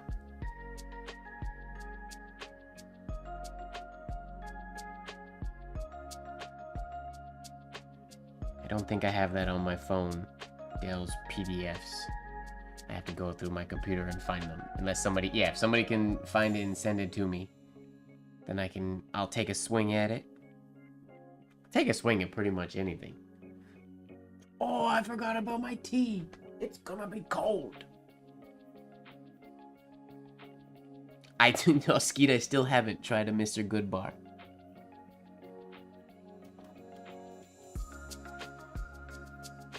I haven't seen one since you posted one.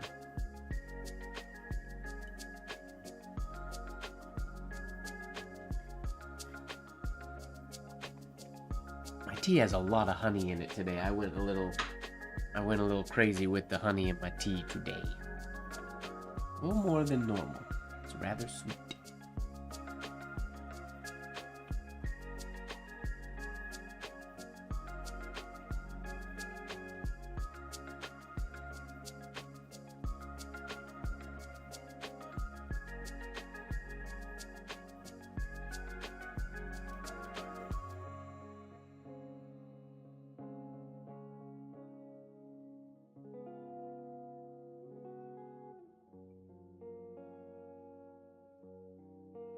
Oof, no consistency today.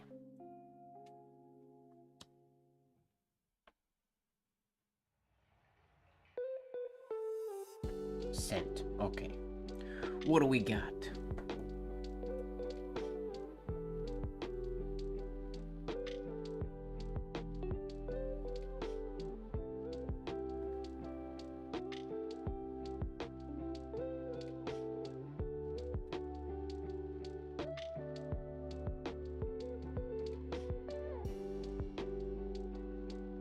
Download that.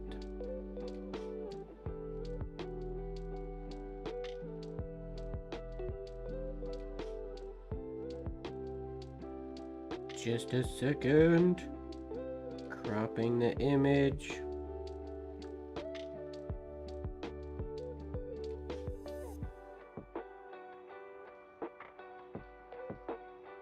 Screenshots.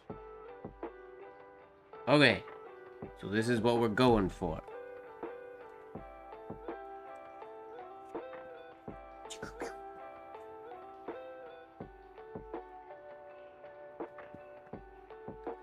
Real quick. S. Oh, interesting. So here's a question for you, Brian. Do you think... I don't think. But do you think he hit those on purpose? Or do you imagine that he would have preferred this to go up in here to give more space? Personally, I would lean towards this cutting in sooner, but then you see that they're all crossed here, and there is a possibility that he made that cross intentionally. I don't think he did, but you never know. I wonder. Okay. There's a video of him doing this one as well, isn't there?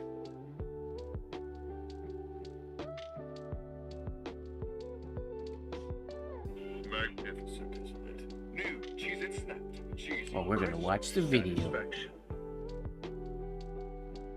Dale Tisdale. He wrote this one really fast.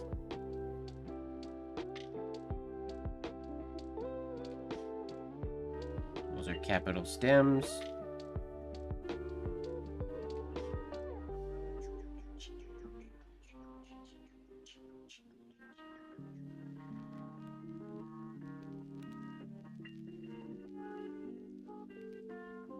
Yeah, stems.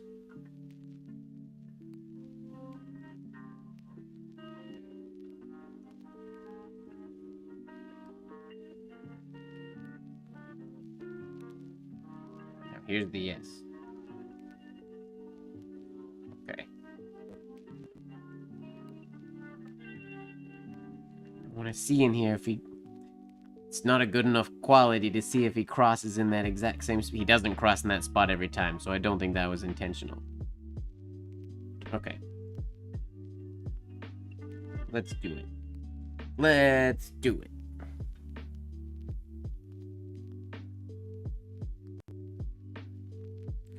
Bring this up for reference so I have it sitting here. Get a new sheet of papier. Del Tisdale SJW.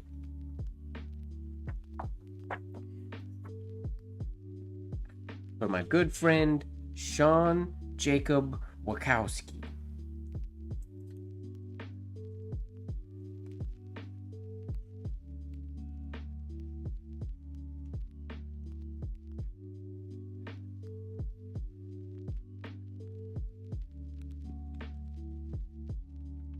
Alright, first, let's figure out where we're going. Okay. Can't do it too big or I will run out of movement.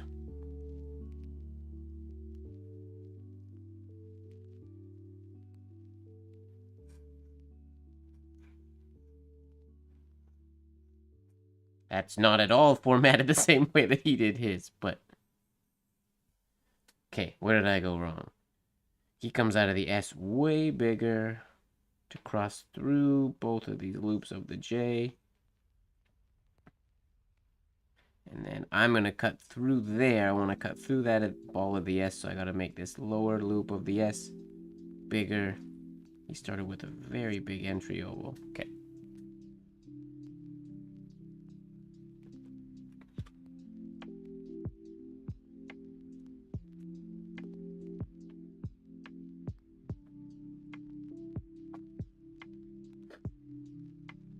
What I would have liked to have is essentially a drawing, a slow drawing of what Del was going for.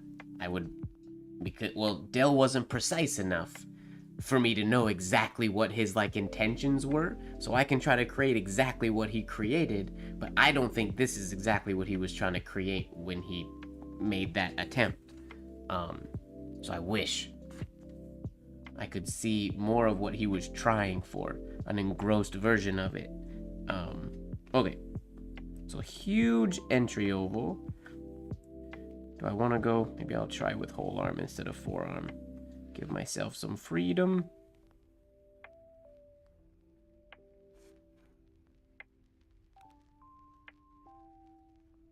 Okay, so I gotta come way bigger. So big to the right. That's very weird for me to do. Okay, but I can do that.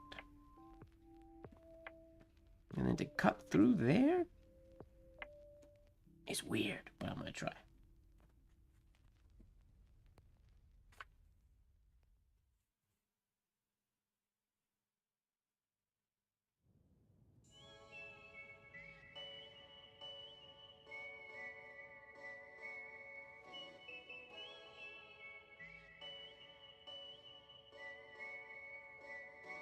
Something like so.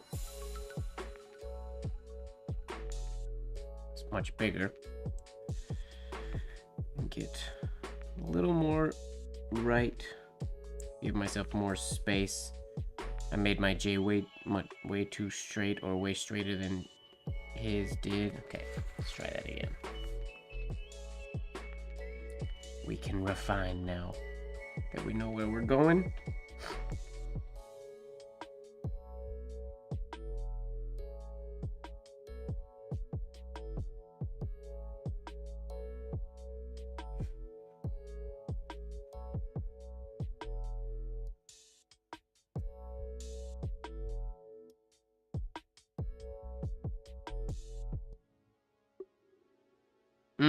I crossed on the right side of the J.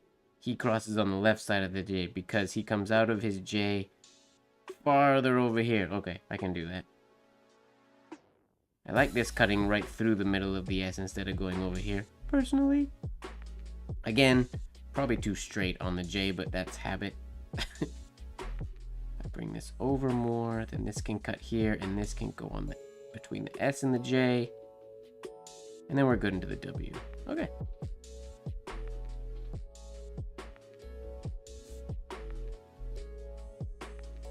And then I want to watch the video again and timing wise, how fast he does it. Because it's quicker than I'm doing it. But he was doing it smaller too.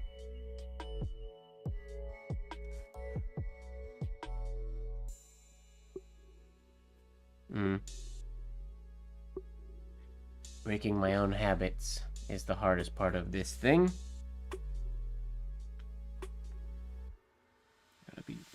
His J is so round.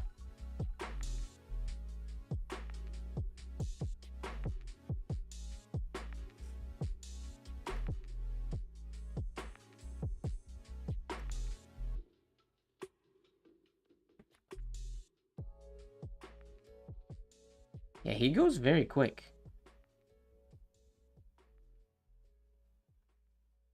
Oops. Just watch that. Okay, timing. 2, 6. 1, 2, 3.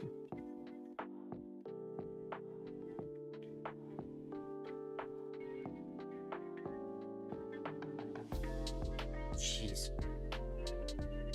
He does his S crazy fast.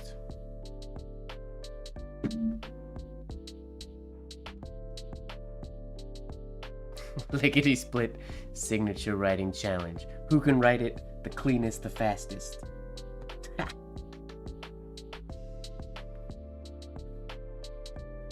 Okay, I'm gonna shrink it down. Gotta do it a little bit smaller.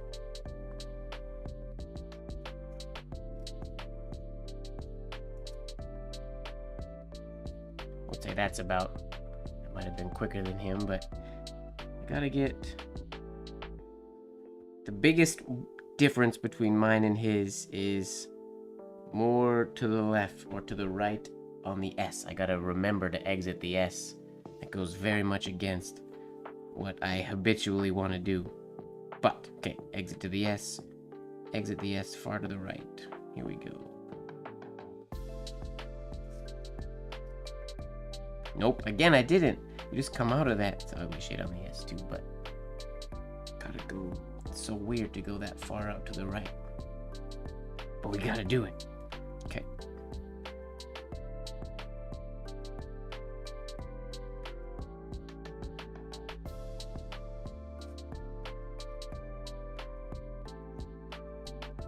There we go. That's a good one. Cross that on the right side. We went a little above the X side on the J by accident. Oops.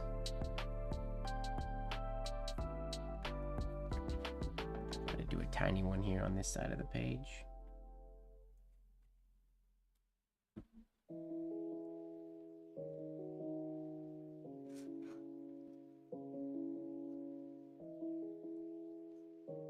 There we go. Hella fast.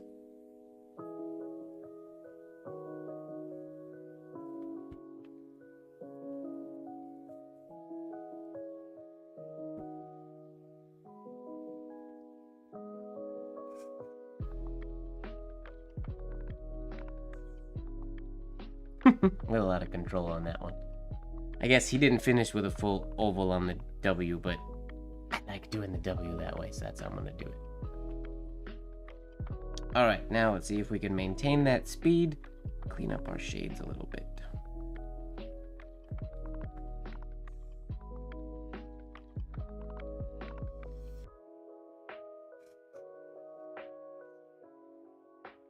Gotta go farther to the right of the S. That's so very bizarre.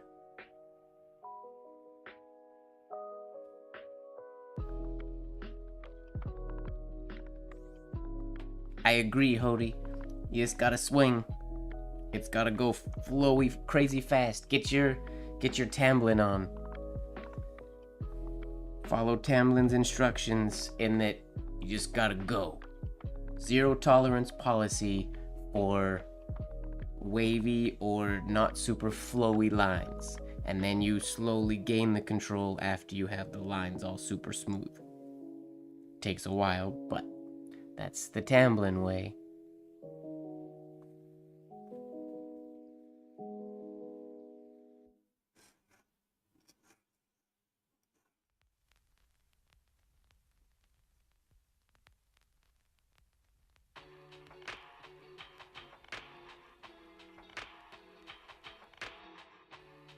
Can I do one with bigger shades now?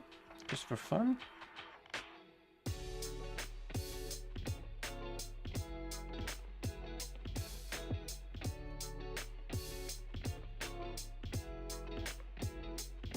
It's a good one. Well, yeah, obviously, Hody, not right now. You need to rest and take care of your body and everything.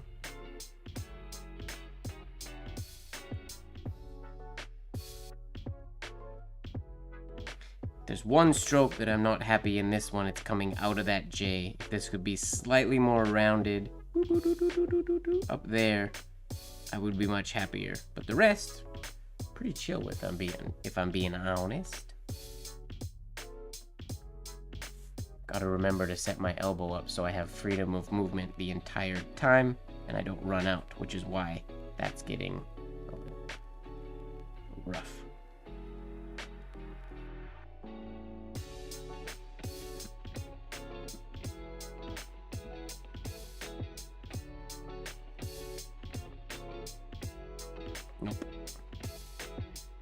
Nope. Nope.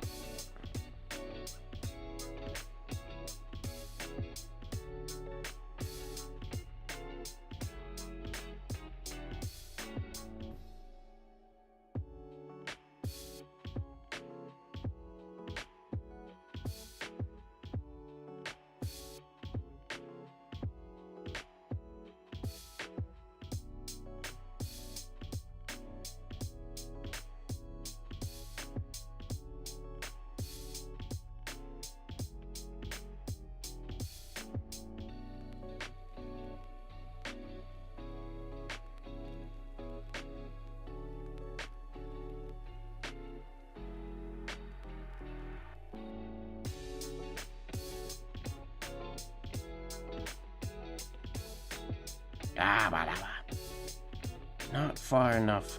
On the times when I remember to go far to the right after the S are the ones that I can do this one. It's very strange for me.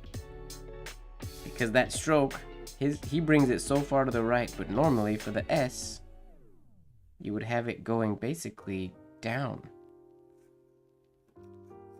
It curves like around so that it matches the curvature up there. It's weird to bring it farther.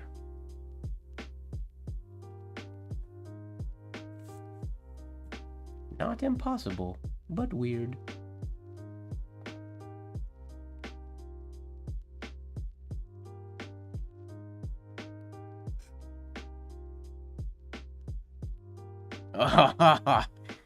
Hit my glide sheet. That was gonna be a really good one.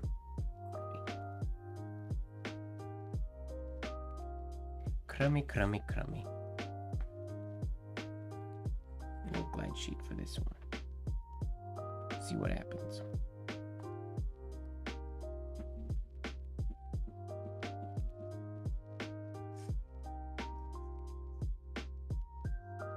What happened there? Not supposed to have a parallel line. Oh. That's gotta be there. Okay, that's fixable. Now I'm at the bottom. I need the glide sheet again. Yeah. Crap.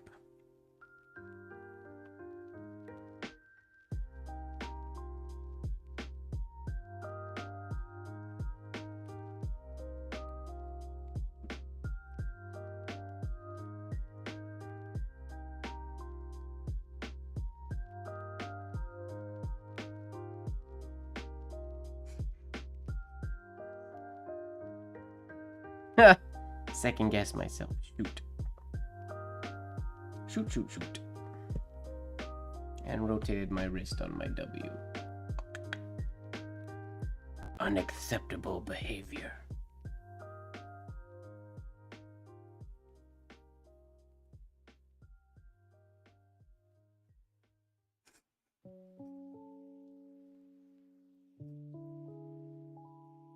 Meh.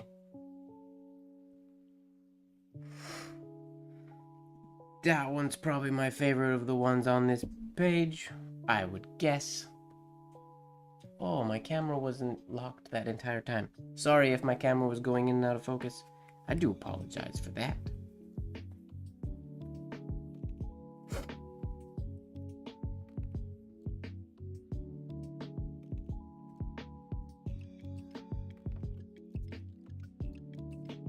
Well, everybody in the chat, I do think I'm gonna end it. I know it feels super early to be ending already, but I have a lot of stuff I have to get done tonight, and packing and things that I have to do, and making sure that I'm fully prepared for my class, for my Mont Blanc inspired writing class tomorrow.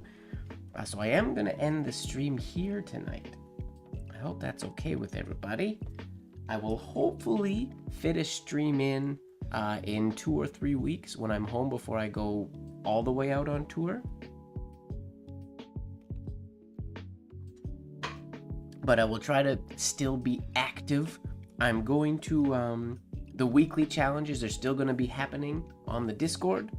And I'm still going to be active in chatting and whatnot on the Discord. I just won't be doing the lives. So if you want to chat or have questions, you can still get at me on the Discord, on the Creatrium. And we can talk, and I'll do a live when I get back in town, hopefully, fingers crossed, even though this whole setup has to get taken down while I'm away because half of the equipment's coming with me. But yeah, we will see you guys for streams next time we have a stream.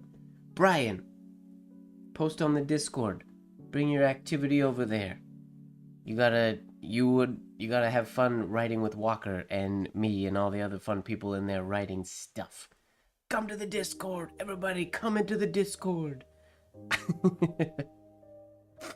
Anyways, thank you very much, everybody, as always, for hanging out with me today. This was fun. I do apologize again. I know it's a short one. I'll make up for it at some point. Make sure that you are falling in love with the process, everybody. This is the process, and it is fun. Most of all, don't forget, life should be just a bit of silliness, really. Bye-bye, everybody. Have a good one. I will see you next time for 112.